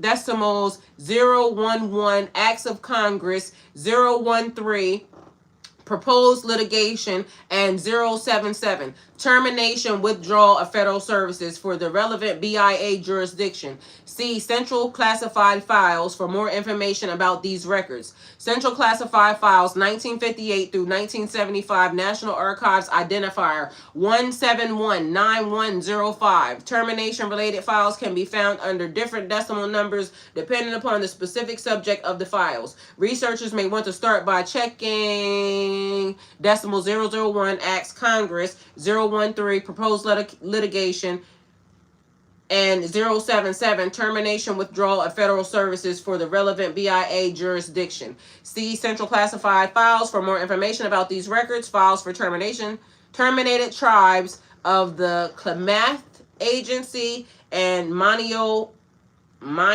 Agency, 1938 through 1961. National Archives Identifier 2123870. Records concerning vocational training for terminal tribes and apprenticeship by policy materials, 1954 through 1958. National Archives Identifier 2194639. Tribes covered in this series include Alabama and Coushatta, Coushatta, Coushatta of Texas, and the Klamath of Menomine, and Piaute, Paite, and Unita, UNITH, and Ouray, Ouray of Utah. Where are some of these places at? Because I know where Texas is, know where Utah is, the Menomine, Menomine, and the Piaute and Una and Corey of Utah. Okay, so anyway, I gave y'all the spellings. National Archives at Chicago. For requests related to these records, please email chicago.archives@nara.gov. So chicago.archives@nara.gov. Many agency records relating to the termination of the federal control 1956 through 1961. National Archives Identifier 4725726. General Administrative Files 1946 through 1961. National Archives Identifier 4725720. Menomine, Tribal Council Minutes and Resolutions 1946 through 1961. National Archives Identifier 4725725. National Archives at Fort Worth in Texas. For questions for these records, please email ftworth@nara.gov. Anacardio Area Office is spelled ANADARKO. Area Office. Correspondence relating to the Alabama Coushatta Reservation 1928-1956. National Archives Identifier 649526. 5 Civilized Tribes Agency. Central files relating to the Office of Tribal Operations, 1955 through 1971, National Archives Identifier 656445. Office files, 1955 through 1971, National Archives Identifier 656446. National Archives at Kansas City. For questions related to these records, please email kansascity.archives@nara.gov. kansascity.archives@nara.gov. Winnebago Agency, Ponca Tribe of Native American Subject Correspondence Files, 1934 to 1965, National Archives Identifier 6058417. Santee Sioux Tribe of Nebraska Subject Correspondence Files, 1931 through 1985, National Archives Identifier 6058418. National Archives at Riverside. For questions related to these records, email riverside.archives@nara.gov. riverside.archives@nara.gov. Phoenix Area Office. Recordings related to UD Partition and Termination Act 1954-1972 through 1972, National Archives Identifier 122-96610. National Archives at Seattle. For questions related to these records, please email seattle.archives@nara.gov. seattle.archives@nara.gov. Klamath Indian Agency, records relating to termination 1954 through 1959. National Archives Identifier 4662656. Records compiled to assess the impact of termination 1947 through 1957. National Archives Identifier 593547. Records relating to allotted land sales prior to termination 1952, 1959. National Archives Identifier 4662561. Portland Area Office. Desk files of the Assistant Area Director for Community Service Relations to the termination of the Klamath Tribe 1953 through 1959. National Archives Identifier 1271524. Desk files associated with Area Director resources relating to the termination of Klamath Tribe 1951 through 1961. National Archives Identifier 1271520. Records of the Assistant Area Director related to the termination of Western Oregon Tribes 1959 through 1960. National Archives Identifier 127147. Scratch that. 127147. So I'm going to try to save this, but I honestly wanted to make sure that I read that out loud, because literally if this page comes up missing, I need to make sure it's there. All of these are listed within the Dawes Act for the archives. No, this is something else. This is National American Heritage. This is the National Archives, the Bureau of Indian Affairs Record of Termination. So it's the historical overview and the records are overview. This page has the main page, the research individuals, the Bureau of Indian Affairs, Bureau of Indian Affairs Record, the BIA, allotment records, BIA records for the state listed, and BIA schools. So all of the documentation that could be necessary and needed for a class action lawsuit going into the next thing for whatever this could technically be, using up-to-date information, including everything that they have done and proven a history right here, right now. National Archives. It also shows the census records, the people who were there. This is why I'm saying that in this record, to even prove a lot of this, you have to know who you are. Your birth certificate is important. Your parents are important.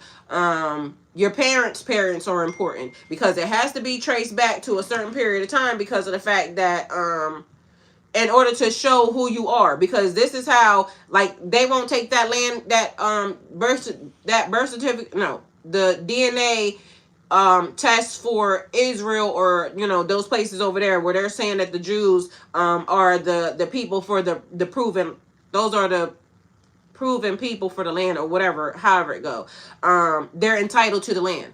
They're not entitled to the land. They will make us, as colored people or black people or indigenous people, they keep trying to make us prove who we are, but they never try to prove who they are. And so, in the proving who we are, having documentation is also important, because it shows who you are, where you came from. It shows all of those types of things. So this is why all of this stuff is important. Oh, see, look, while we talking about it, good stuff coming about. I like that. I'm gonna have to call my aunt back. It's showing the census record. So even like for me, I just found my grandfather through a census record. And so all of these things are important, because in order for you to prove that you have some type of holding to the land, we need to know where you came from. And so this is the thing. If you have history, or it can't be disputed. This is the thing. That's the whole entire basis of this. So you can talk all day long. Everybody can get online, talk all day long. But if they don't have a basis for any of this, it don't matter. Okay? So that's what that basically boils down to. So reclassification. What that means. A reclassification is redefining sovereign nations as domestic entities. They can't come in here and now start establishing laws. Mind you, even if they could, they basically breached all the laws. They lied. They cheated. They scammed. That's a violation. Even if you go into a contract with somebody else yourself, it's a violation. Redefining identity through blood quantum, which is something that I need to look up, but redefining political status through citizenship, removing federal recognition. So they had a whole plot and a plan. Mind you, this is crazy, because just imagine you being plotted and planned on in freaking 1302. Like, that's crazy. All right. So like I said, the U.S. itself, the United States, is in a whole violation. Like, anything that is attached to that, it has to go back before that. How did they get it? How did they acquire it? And if it was a violation and a breach of a contract, it's not legal.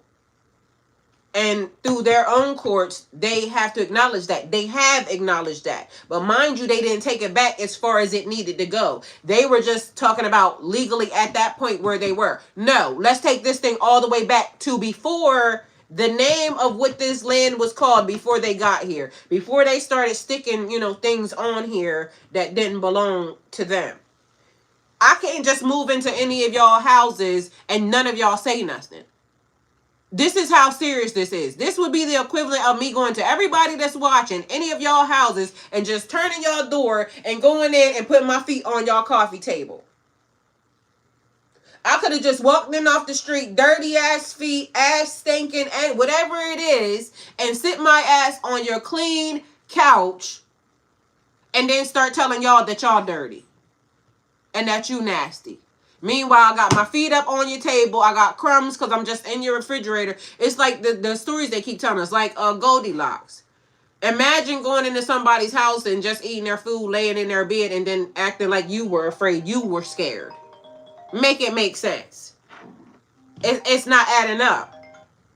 Hey, Darlene. Hey, ma'am. Hey. You online? Yeah, online. Call me back when you're done. Okay, I seen that you sent me that too. Mind you, that's exactly what I'm talking about right now. I found Mom, and her dad's name is Clifton Jones. Period. See what I'm saying? Look at God. And it says Dad was not born in Albany either. Where's it have him? He was born in a place called... Wait a minute. Yeah, because we don't have his born. We don't have his born place at all. Period. I told you that's just what Mommy said. Albany. Okay. No. But where I found the census record was close to it though. Okay. Let's go through this. Benny L. Coleman, male, November 16, 1990. This is a death certificate.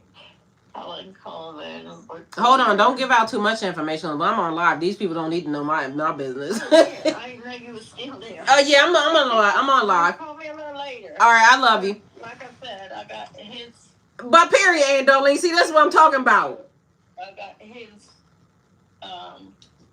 birth certificate in my stuff. You found who? Pop-Pops? Yeah. Period. See what I'm saying? Y'all, this is what I'm talking about. He was born in Fort Valley, Georgia. Period. Okay, mind you, okay, I got a document. I'm gonna send it to you too, y'all. Now look at God. See what I'm saying? So I actually, because these are the original documents, they have the original stamps on them. I can wait till Shantae get home because my camera ain't working that good. And I can get Shantae to take clear pictures of them so you have them. Yeah, because actually I can pull them from the offline and they'll send me an actual copy because I need the one with the seal. But everybody needs to have that because it's important. Okay, these got the seals, but... Question. Does it say Negro on his birth certificate? No, they say black. See, they're not supposed to put that. Matter of fact, I'm going to tell you. I'm going to look it up as the thing what it says. They're not supposed to put that. He was reclassified. Okay, and then when you look at Mama's, Mom was born in Hurlock. Her daddy's name is Clifton Jolly. And mind you, you said that. You said you thought that too. Her mama's name is Ruby Hopkins. It's an information name.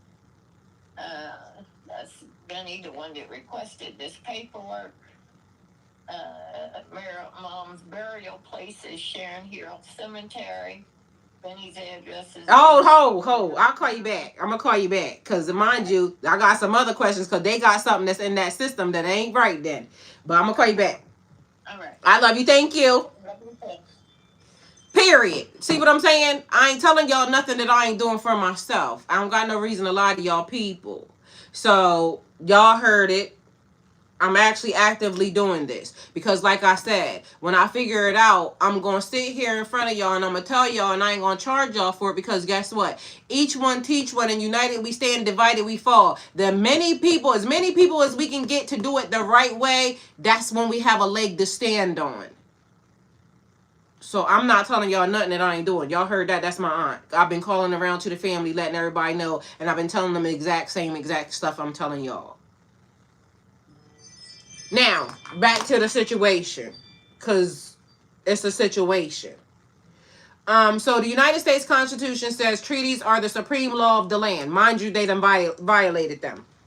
So over here, it says, if a treaty is broken, that sounds unconstitutional. Yet courts uphold Congress's authority to alter or override treaty terms. How can they both be true? Can be.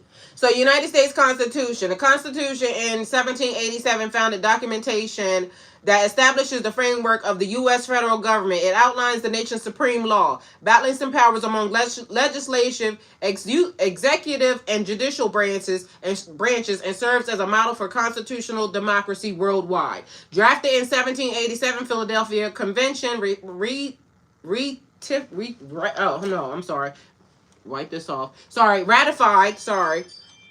1788, effective March 4th, 1789. Amendments 27, including the Bill of Rights, 1971. Authors primarily James Madison and other founding fathers. How are they founding fathers when this is not their land? So unless they can actually prove, or unless somebody can prove that they was already here, you can't be a founding father of somebody that, because they said discovery don't make it so. But anyway, it says this right here. Authors primarily James Madison and other founding fathers. Supreme authority, highest law in the United States. Background in drafting the Constitution replaced the Articles of Confederation, which had created a weak central government. Delegates, snotty nose, convened in Philadelphia in 1787 to address these shortcomings. Key compromises such as representation by both population and state equality. Produced a flexible system blending national and state powers, structure, and principles. The document consists of preamble and 7 articles and defines a system of checks and balances among the 3 branches, embedded federalism, and ensures limited government, foundational principles including popular sovereignty, rule of law, and separation of powers. Amendments and the Bill of Rights. The first 10 amendments, known collectively as the Bill of Rights, guaranteed individual liberties such as freedom of speech, religion, and due process. Subsequent amendments have expanded civil rights, voting protections, and procedures for the governance. Mind you, they're also trying to get rid of freedom of speech, but mind you, it's part of your Constitution. So they're trying to do the same thing they did before. And if we already allowed them to get away with that, that's why they think they can get away with something else. Influence and legacy. As the oldest written national constitution still in use, has profoundly influenced constitutional designs. The U.S. Constitution's adaptability through judicial interpretation and amendment has allowed it to endure and guide the United States through centuries of social and political changes. Now, the supremacy clauses versus later acts of Congress. Under the Constitution, treaties and federal statutes are on the same legal level. The Supreme Court has long applied what's called last in time rule. That means if Congress passes a law that conflicts with an earlier treaty, the later statute can override the treaty domestically. So legally, a treaty is binding, but it's not immune from being changed by Congress later. Internationally, that may be a breach. Domestically, the courts may still enforce the new statute. It's a breach of contract, which also still they already acknowledge. So this is why I'm getting at. The fact that they have already acknowledged certain things says there's a leg to stand on. Okay? And again, I'm not an attorney. There needs to be some attorney's eyes on it. Why are there not? But this is what I'm going to argue. And I ain't an attorney, but this is what I'm going to argue. The Constitution was illegal since agreements were made by people who had no real legal standing. You don't get to just come in here and agree with people, Tylishia, that is not me. You basically put an imposter in my seat, and then you agreed with them, knowing that it would automatically go through. It's lies and trickery. So let me tell you what it said, because I put this everywhere, and literally it says this.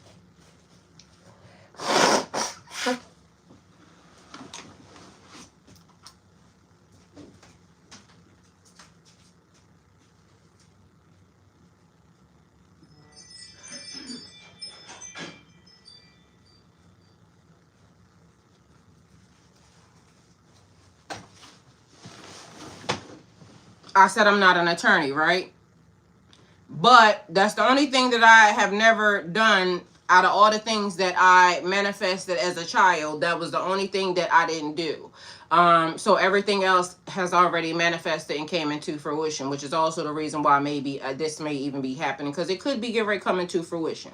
Because I don't know what an attorney would do, but I said the Constitution was illegal since the agreements were made by people who had no real legal standing. That means I have some concept of binding legal, status or statute or the law, right? So this is what it said. This where I was. That argument has been made before. So let's walk this through carefully and separate moral from philosophical and legal legitimacy, because they are not using the same thing. But be mindful, because I'm going to walk y'all down this road, but also remember what I'm talking to. Their systems, because even if we put it in AI or Google or anywhere, we're talking to their systems, and their systems are designed to run us around in circles, because of course they don't want the information to just drop right in my hand, right? Because who the hell do I think I am? All right, so it says, what I'm essentially saying, if prior sovereign agreements existed and the people who drafted the Constitution did not have lawful authority over all affected nations, then the Constitution itself lacked legal standing. And for all intents purposes, it does. Period. No ands, ifs, or buts about it. All right? So, it says, did the framers have legal authority?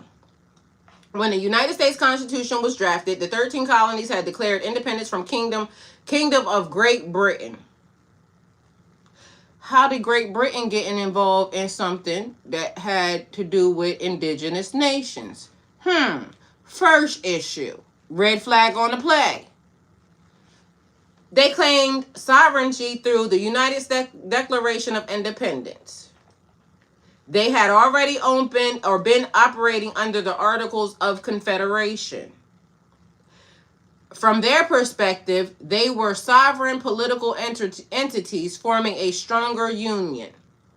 Mind you, all I see is kill, steal, destroy. They were stealing. However, indigenous nations were separate sovereigns. They were not participants in the constitutional covenant.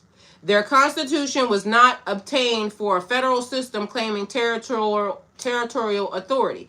So you mean to tell me some English men came over here, some English niggas came over here, and they decided, hey, we could ready to institute a constitution. Mind you, ain't nary Indian on the board or on the sign. They said, when they said who signed it, it said...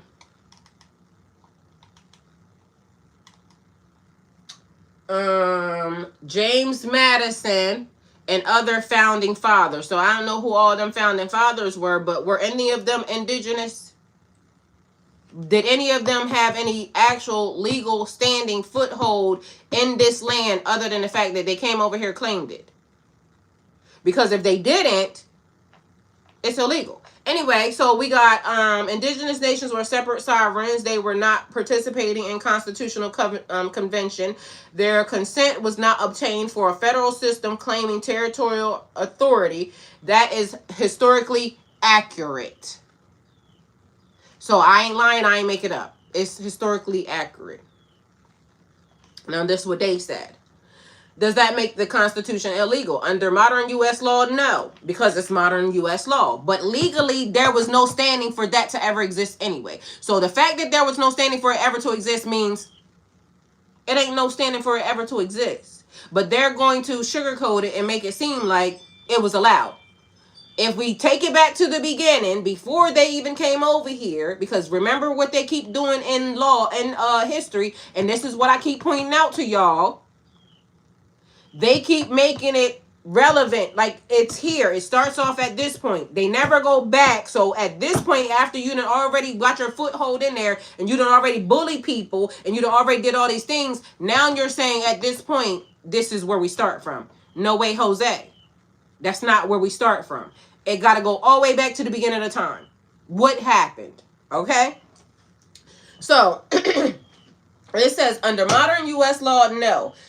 Here's why. Legal legitimacy in constitutional systems usually rest on effective control, recognition by other states, ratification by participating political bodies. The Constitution was ratified by the states that declared independence. It then exercised continuous governance. International law generally recognizes governments based on control of territory, recognition by sovereign states, stability over time. By those standards, the U.S. became legally recognized. Do y'all listen? Are y'all listening? Are y'all letting this go over your head? Because remember what I said initially before they came over here. Remember I told you I gaslit this system because of the fact that they try to act as if the people that lived here were not already organized, not already having their own governments, not already having their own situation happening. This is verbiage to make it on their side. And I'm going to show you how. It said, by those standards, the U.S. became legally recognized. The deeper issue, consent of the governed. Now we get to the philosophical tension. The Declaration says governments derive power from consent of the governed. That's the people, right? Enslaved people did not consent. Women did not vote. Women did not consent. Indigenous nations did not consent to federal authority. Nobody consented. Deeper issue, consent of the governed. All right, so morally and philosophically, you can argue the founding fathers, the founding consent was partial and exclusionary. That's a strong historical critique, and it's true. But legally, courts measure legitimacy different than moral philosophy does. Mind you, because, again, I told you, the court system is already corrupt. The court system, if we are basically legalizing or saying that we want a system that is set up the way it's supposed to be set up, the court is supposed to just do the law. And they're supposed to do what's legal. They're supposed to do the right thing. Mind you, it was already one-sided, teetering to their side. So already a violation. Revolutionary legality. Every revolution breaks prior law. The American Revolution itself was illegal under British law. Where do British law keep coming from? Because remember where them people came from.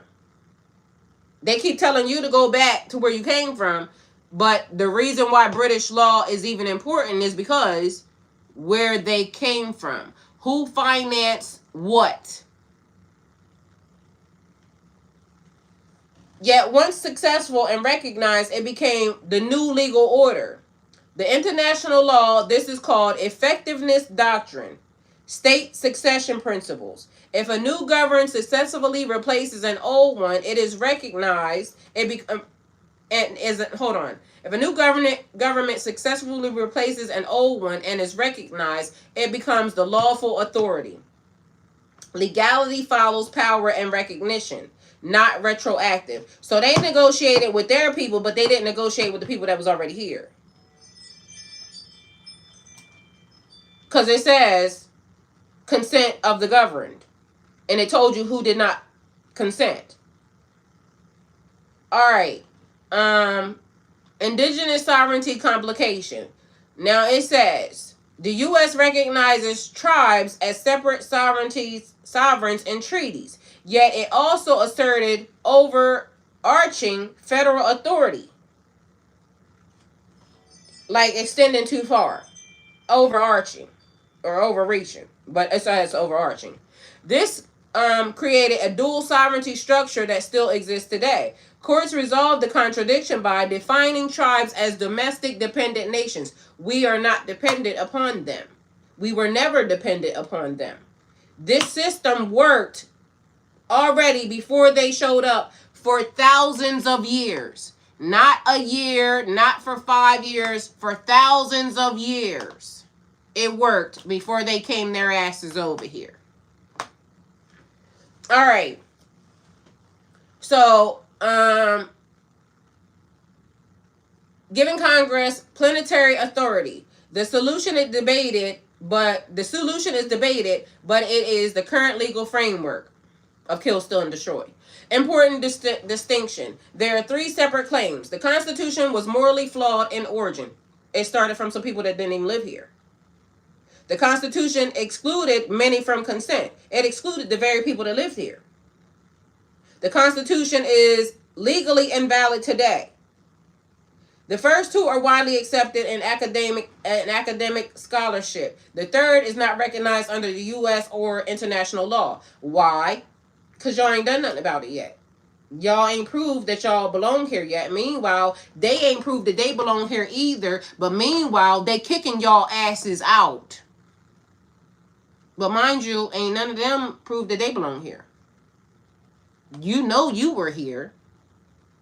So how does somebody move into your house, kick you, your grandmom, your little kids, and everybody out, and then say that this is their house? Mind you, you built the house, you worked on the house, you took care of the house, you've been around here, it got passed down from generation to generation to your house. But meanwhile, some person that you don't know just shows up and kicks your ass out.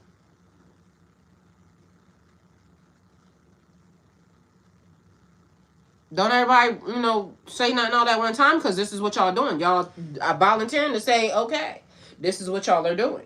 Every moment you're silent, every moment you don't check, every moment you don't, this is what you're doing. Every moment them people sitting online telling lies and y'all not saying nothing, there ain't nobody tagged nobody to come check me yet. All right. So why did the debate persist? Because the United States was built on layered sovereignties, indigenous nations, colonial states, a new federal union. The layering creates unresolved tension between original occupancy, treaty recognition, constitutional supremacy. The only thing that really matters here is the original occupancy. Everything else is a byproduct, something that came after the fact. And the fact of the matter is you have not because you asked not. You ain't said nothing. And then furthermore, we keep letting the system stand that is corrupt, and you knowing that it's corrupt because it's right here. It's been already said multiple times that they went to court. They said that they know. They even acknowledged that they were wrong. Mind you, ain't nobody over there done nothing.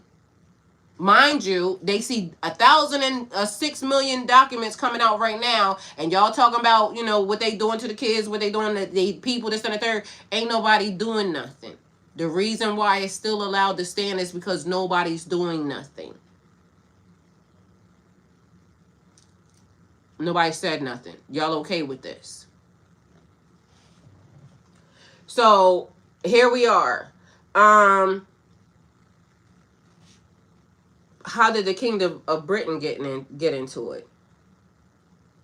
Let's see. From today's international law standards, conquest and colonization, it would be not lawful either way. So it talks about how they actually came over here. But in the 1500s, 1700s, European powers operated under different legal doctrines.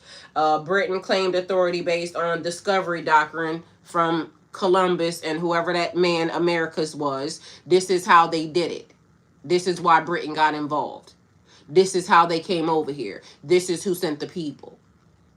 So remember, I said it's global, it's worldwide, because the people came from different places. And then they came over here and told us what to do. And we said, okay, let's do it, instead of cutting their ass up at the shoreline. Because that's what needed to happen. Because look at this. You gave them an inch, they took a mile. You let them ride, they wanted to drive. Keeps being a thing. So, Britain claimed authority based on discovery doctrine, European legal theory, royal charters, military control, settler occupation, treaties with some indigenous nations. Under European national law of that era, those were considered valid bases for sovereignty claims. Under modern standards, it's highly contested because they had no business over here to begin with. But we let them. Now, doctrine of discovery. European powers relied on what became known as the doctrine of discovery, later referenced in U.S. law. John Burkes versus Emmentosh, right? Emmentosh, which is also written on the beginning of the title. John versus Emmentosh, and hopefully saying it, but who cares, right? But I do. 1823 is a landmark decision by the Supreme Court of the United States that establishes the foundational legal doctrine of land ownership in the United States concerning indigenous peoples. The case, written by Chief Justice John Marshall. Does this name keep coming the fuck up? Clearly, he's corrupt. John Marshall held the private citizens could not purchase land directly from Native American tribes. Only the federal government held that authority. Who the hell is John Marshall? That's probably what we should be looking up, because John Marshall should have had his ass, and his family should be in jail too. So, this is key facts. Decided in 1823. He probably did by now. Supreme Court of the United States. Chief Justice John Marshall. Legal doctrine, discovery doctrine, holding title to land derived from the federal government, not Native American tribes. Because if y'all are listening, what I'm telling you is the government was allowed to make a buck, and they keep being allowed to make a buck. They didn't want the Indians to make any money. This is the reason why they wouldn't let the indigenous, and I don't want to just say Indians, sell any property. That's what they're saying. Do that not continue to get on your nerves? Because it's cool when they do it, but it keeps establishing greed. Title to lands derived from the federal government, not native tribes. So they could pocket something, but nobody else could. It seems to be a thing here.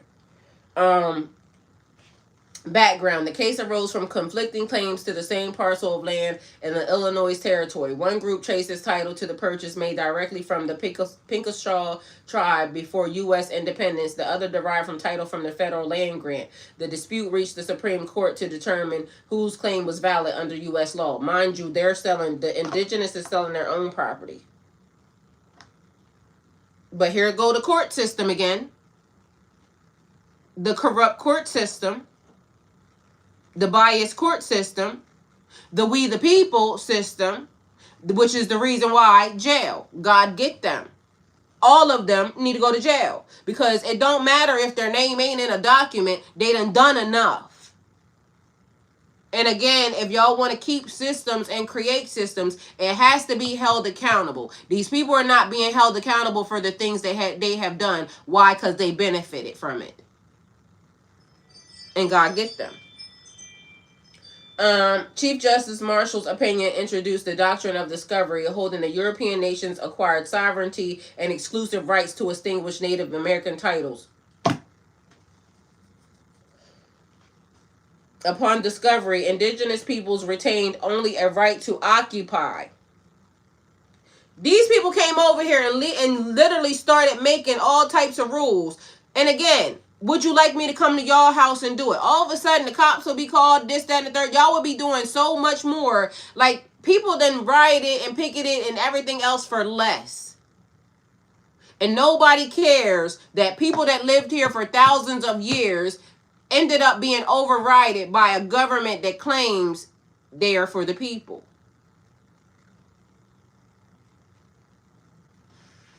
These are legal court documents. Johnson versus Emmentosh. This is literally in the court.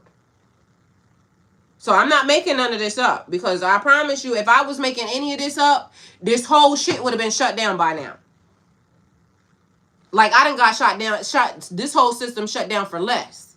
So if anything I said here today was wrong, they would literally have kicked my ass offline. And y'all know it. So, Chief Justice Marshall's opinion introduced the doctrine of discovery, holding that European nations acquire sovereignty and exclusive rights to extinguish native title upon discovery. Indigenous people retain only a right to occupy, not fully ownership. Consequently, only the federal government could acquire indigenous land through treaties or conquest, rendering private purchases invalid. So, in case y'all are not listening at the detriment of this, they also made it so they couldn't make money. It's like them locking it down.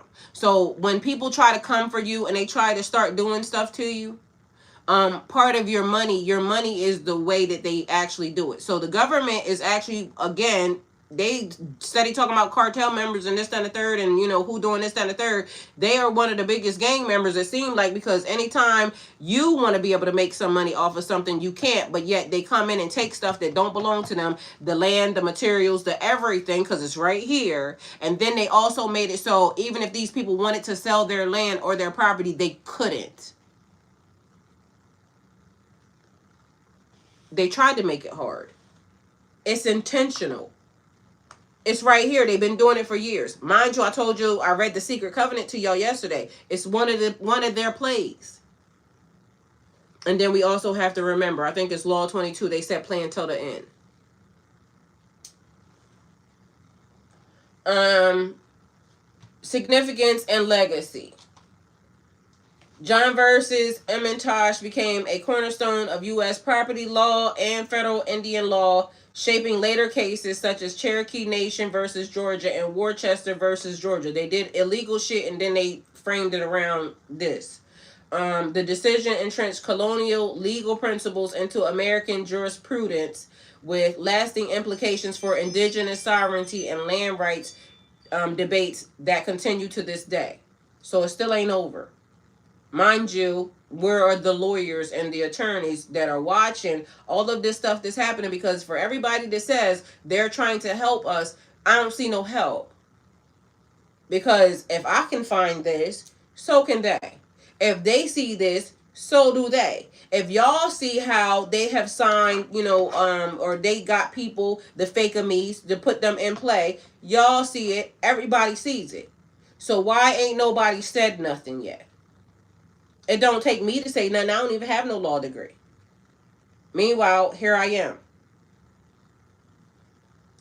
This case remains controversial for its reliance on Eurocentric concepts of discovery and ownership. Mind you, the president said just because your boat pulls up on somewhere or just because you find something, don't make it yours. That's what he said. It's on record, on tape. Modern legal scholars and indigenous advocates often critique it as a legal foundation for dispossession and a symbol of enduring colonial inequality within property and sovereign law. This is your government. This is what they have done to people who are actively here. They came in and stole, but if we go over there and touch anything of theirs, they will be trying to say that we are legally wrong. They will come up with every law, every violation. They will try to throw the book at you, but this is what they do. This is what has been done. So, along with all of that, because it's important, you can't discover something that was already occupied or was illegal from the start and using paperwork and trickery for the indigenous people to trick them out of their land. So, discovery of land is already occupied.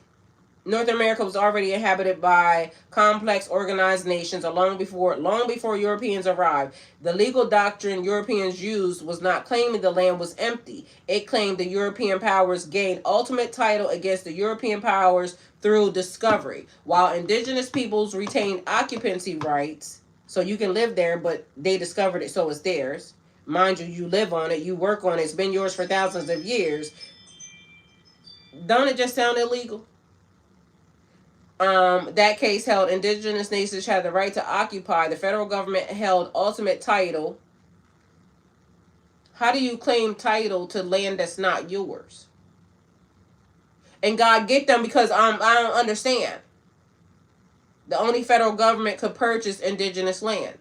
Today, many legal scholars and many indigenous nations argue that this doctrine was rooted in colonial and religious assumptions and would not meet modern human rights standards. It don't. So why ain't nobody saying nothing?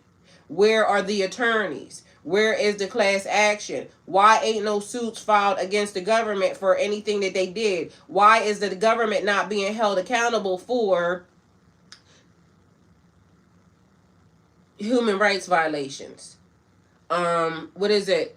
Something against humanity. Because literally everybody had something to do with it. Because let's not forget that they came here by way of crimes against humanity. Like, God get them, please and thank you. Because I would agree that they have crimes against humanity. You came over, you killed, stole, and you destroyed. You literally tried to make it so that there was no way for nobody to have a livelihood. You literally took and enslaved people. It's crimes against humanity. This is the government. If I can see it, you can see it. It's right here in black and white. Jail or hell.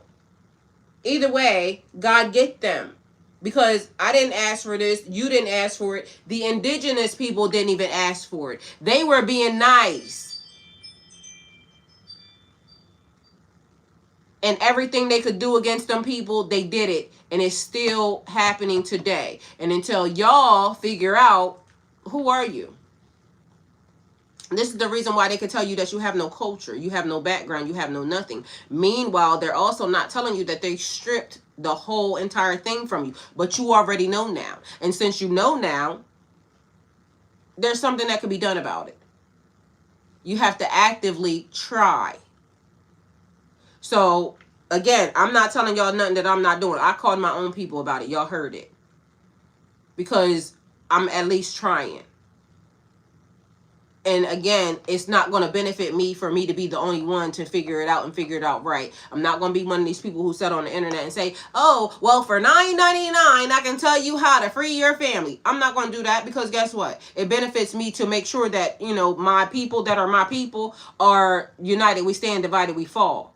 The faster y'all get it done, the faster we realize it, the faster we get to say that we are still here. But also just be mindful, because like I said, they start hearing people talking the way I'm talking, and I become a problem to the system. So I'm even risking it all by telling y'all exactly what I'm telling y'all. But mind you, I love life. I want to be here. I want to be able to enjoy the land and the property and everything else that they so easily took from us, and be able to, you know, do some stuff. So if anything happens, know that it wasn't me. They did it. Okay, period. Because And don't let nobody tell you she died of natural causes, none of that. No overdose, because I'm single, celibate, and sober. Ain't no drug use, ain't no nothing. I'm perfectly healthy and perfectly fine. Just turned 50 and feel fucking amazing. Mind you, I'm excited for the future.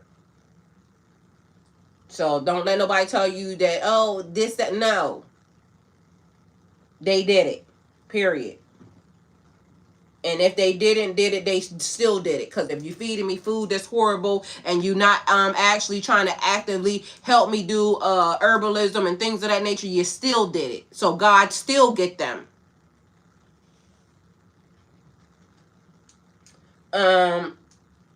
So legally, 1823, it became binding U.S. precedent. Morally, under modern international norms, it is highly contested because it's illegal. He said smart and beautiful, period. That's how I like my man. See what I'm saying? He talks to me nice. I ain't got no man, but guess what? When I get one, talk to me like that, period. Makes me all gushy inside. All right, so the paperwork trick. So the paperwork trick was basically using treaties, like, oh, you're making deals, but meanwhile they already knew these deals was backhanded. There were hundreds of treaties between the U.S. and tribal nations. Some were negotiated in good faith. Others were signed under military pressure, threat of removal, unequal translation, the same way they trying to threaten us now with removal. Hell no, we won't go. Cultural misunderstanding of land ownership, because I told you there was a violation. There was a translation. They speak one thing, they speak another thing. So there's a language barrier, and you're telling me sign right here, do this. Unequal translation, cultural misunderstandings of land ownership, economic coercion. The government knows that they're wrong. I don't care what nobody says. Anybody sitting in that seat, if you got that far into the government, you know it was illegal. And if you're still standing and doubling down on it, then bitch, you need to go to jail too. So God get them. United States versus the Sioux Nation of Indians. The court ruled that the Black Hills were taken illegally in violation of treaty obligations. So there are documented cases where it can be proven. And like I said, going into now, they already know. So there should have never been a federal government or anything else established on this land without the indigenous people. Actually, there should have never been one, because there was no conversation, no nothing that could have made any sense. These people were here for thousands of years. They were in violation, point blank, period. And so I'm not going to say there's nothing. They don't have a foothold of standing. And that's all. Anyway, so going into the land was without government, because this was what they tried to say. The land was without government. The people that lived there in peace, with outsiders came in and started making things up to benefit them. That's what happened. Because over here, it starts to say there were things, where things stand today. Today's legal structure recognizes tribal nations as sovereign in limited ways. Federal supremacies and naturalization matters. Treaty obligations as binding but subject to congressional law. So the way they try to come over here and take it was because they were trying to say that there was no governments, there was no nothing here, which was a lie. So, and here it is to prove it. It's called Hawden. Okay, let me see if I can say what this word is, because I don't like making up shit. This is what it's called.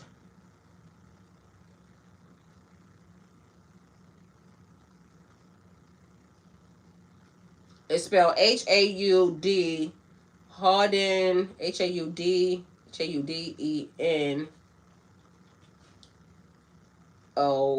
Swanee, Houghton-Swanee Confederacy. H-A-U-D-E-N-O-S-A-U-N-E Confederacy. C-O-N-F-E-D-E-R-A-C-Y.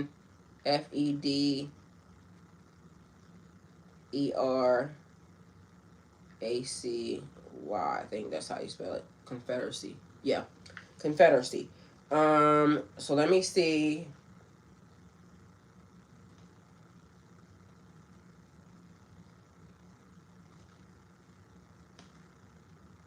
I just need to know how to say it.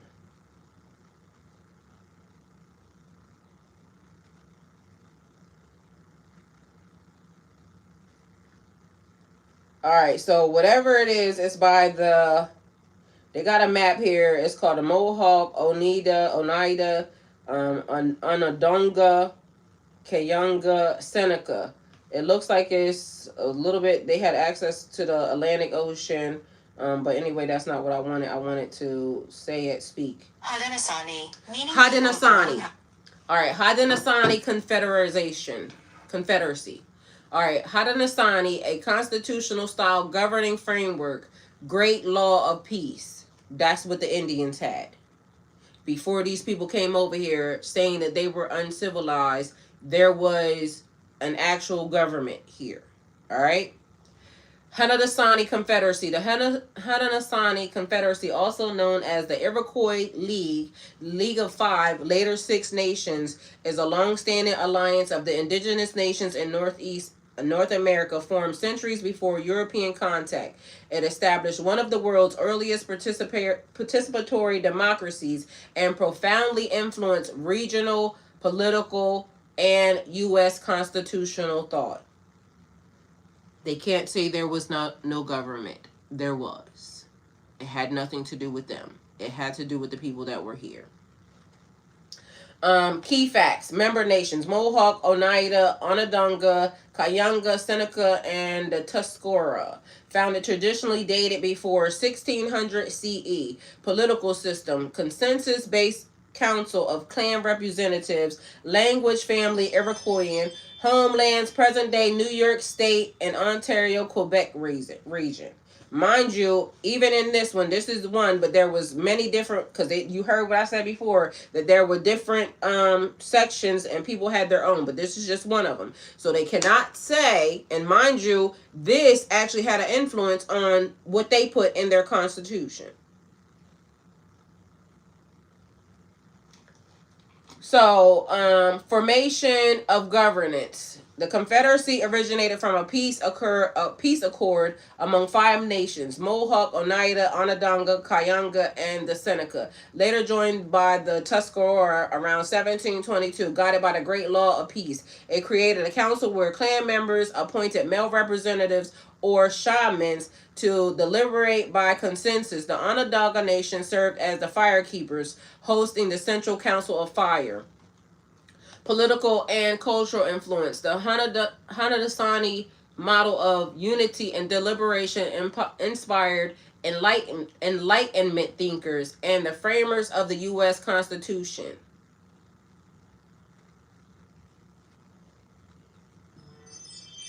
Its wampum belts and oral traditions and clan structures encoded principles of balance, diplomacy, and mutual aid. The Confederacy symbol, the Longhouse, represents collective governance under the roof, stretching metaphorically across member nation territories. Historically and modern significance: during the Colonial era, the Haudenosaunee held a dominant diplomatic role, mediating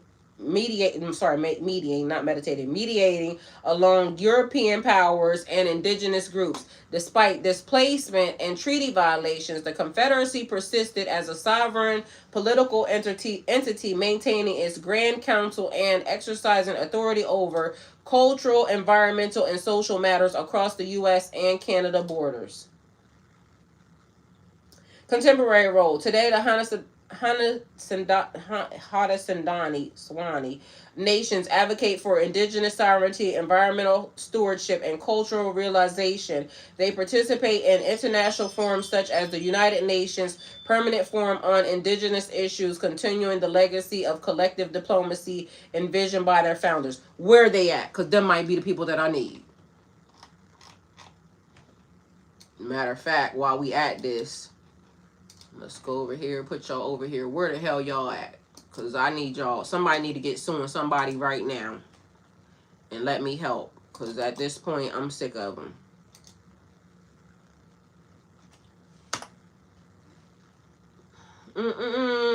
Now, the Haudenosaunee Confederacy, or People of the Longhouse, also known as the Iroquois League, is one of the world's oldest continuous participatory democracies, founded by the peacemakers in upstate New York. It comprises six nations: Mohawk, Oneida, Onondaga, Cayuga, Seneca, and Tuscarora.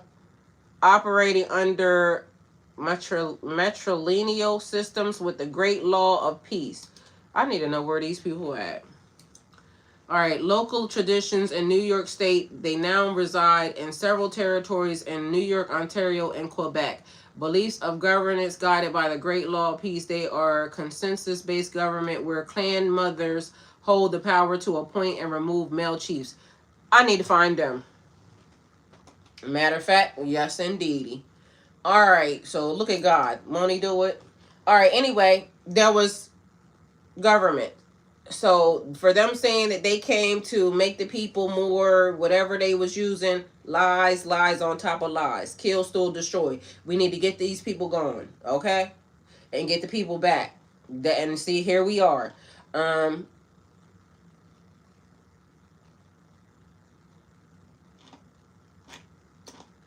Just keep on going. All right, so bottom line, indigenous nations had organized government. Europeans and later Americans knew this. It's not known. They knew this. They constructed legal frameworks to override indigenous sovereignty. They used treaties and paperwork as tools to legitimize taking land. And yes, it was a systemic form of trickery and coercion cloaked in legal and religious language. The Christians, I'm sorry, but y'all really don't have a good background. Y'all literally all y'all do is lie, cheat, and steal. And I'm gonna just have to say that because it's been proven that y'all keep being the people that keep doing it. And I don't like that because to me it's like y'all trying to use God in a way to, and mind you, that also is the doctrine of all of y'all. So I ain't gonna just say y'all. I'm gonna say all of y'all, because toward you is the beginning of the like every single one of y'all. And if y'all don't like that, talk to God about it, because y'all need to do better. And that's all I'm gonna say. Legal reality today. The U.S. federal government is recognized domestically and internationally as a sovereign state. That means that the courts uphold its authority. The courts are basically in compliant as well under God's law, because there's one thing about the law of the land, but technically all of y'all are I don't know what the legal term would be, but God need to get y'all going, because like I said, all of y'all would be found guilty of so many different like I said, crimes against humanity, crimes against people that are, because this goes way back further than just what they have done even on this land. Like the greed is off the charts. Like, and also the thing is they don't even know when to let it go.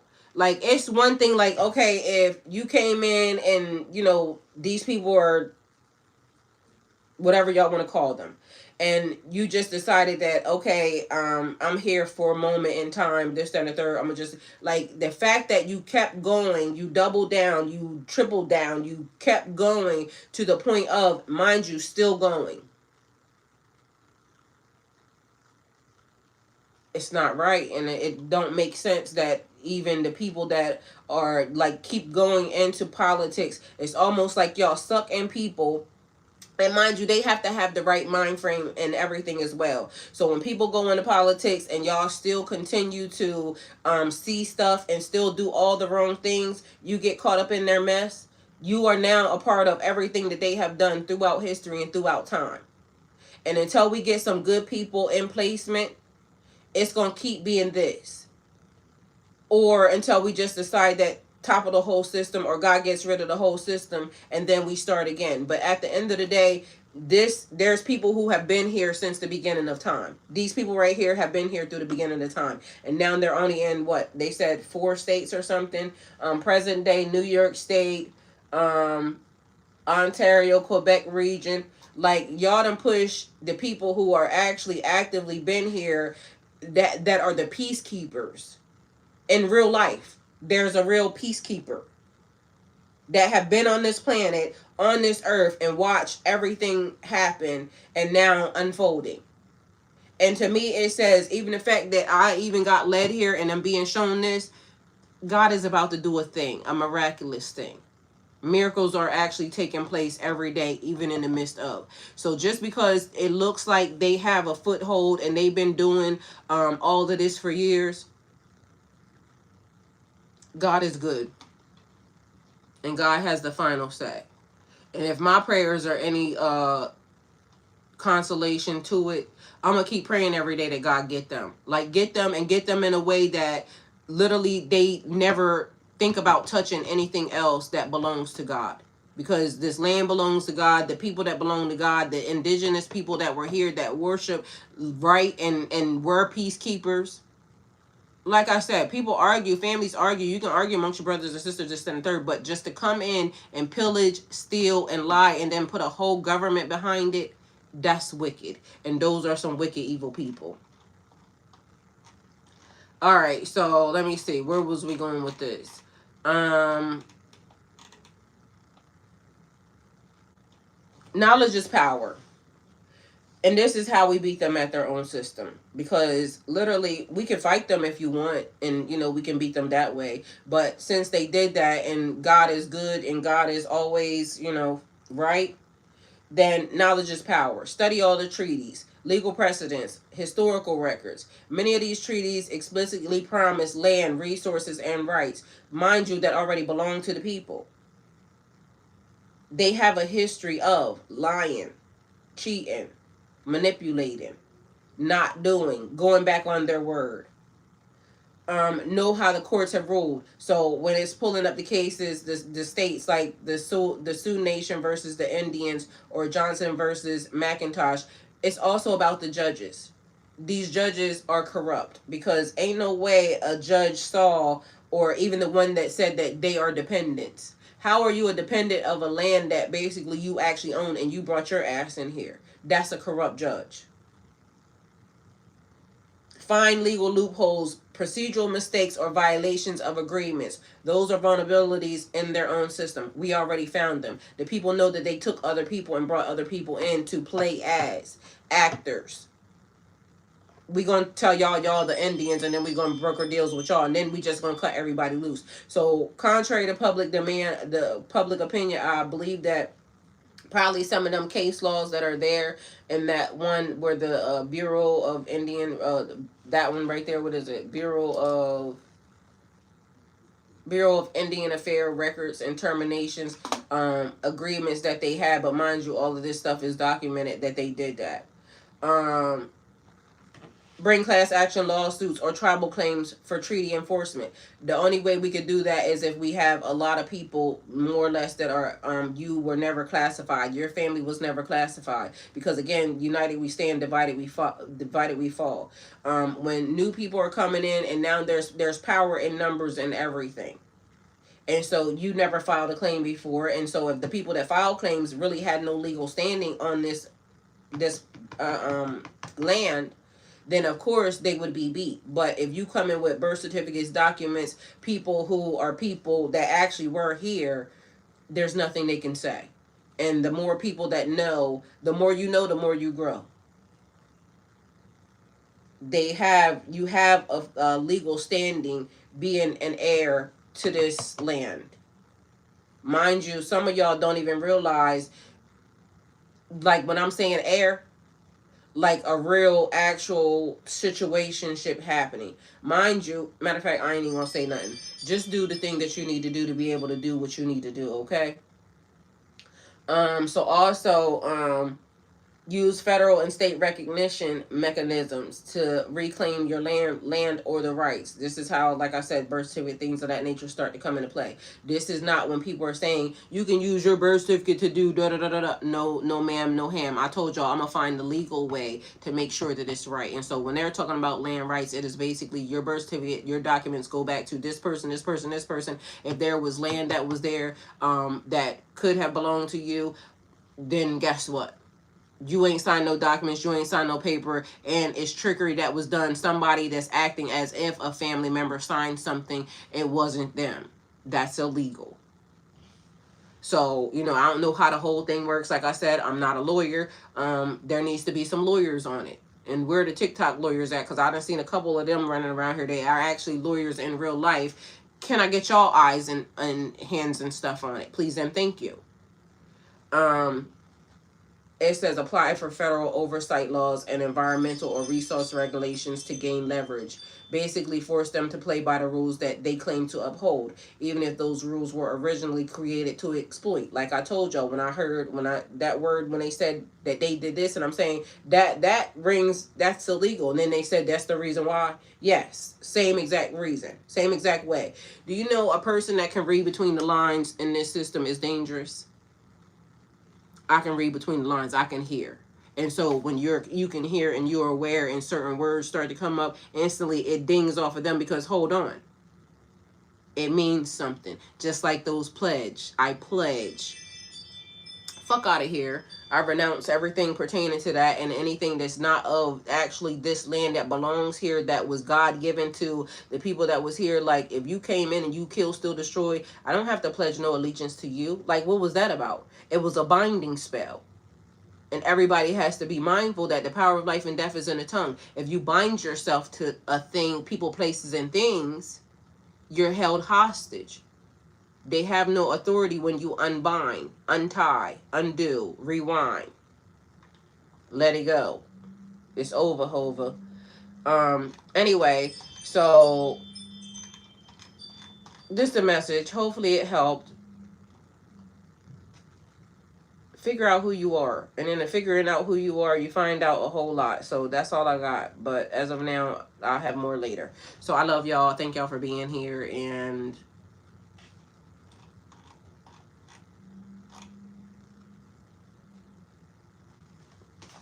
don't forget, I don't teach tarot.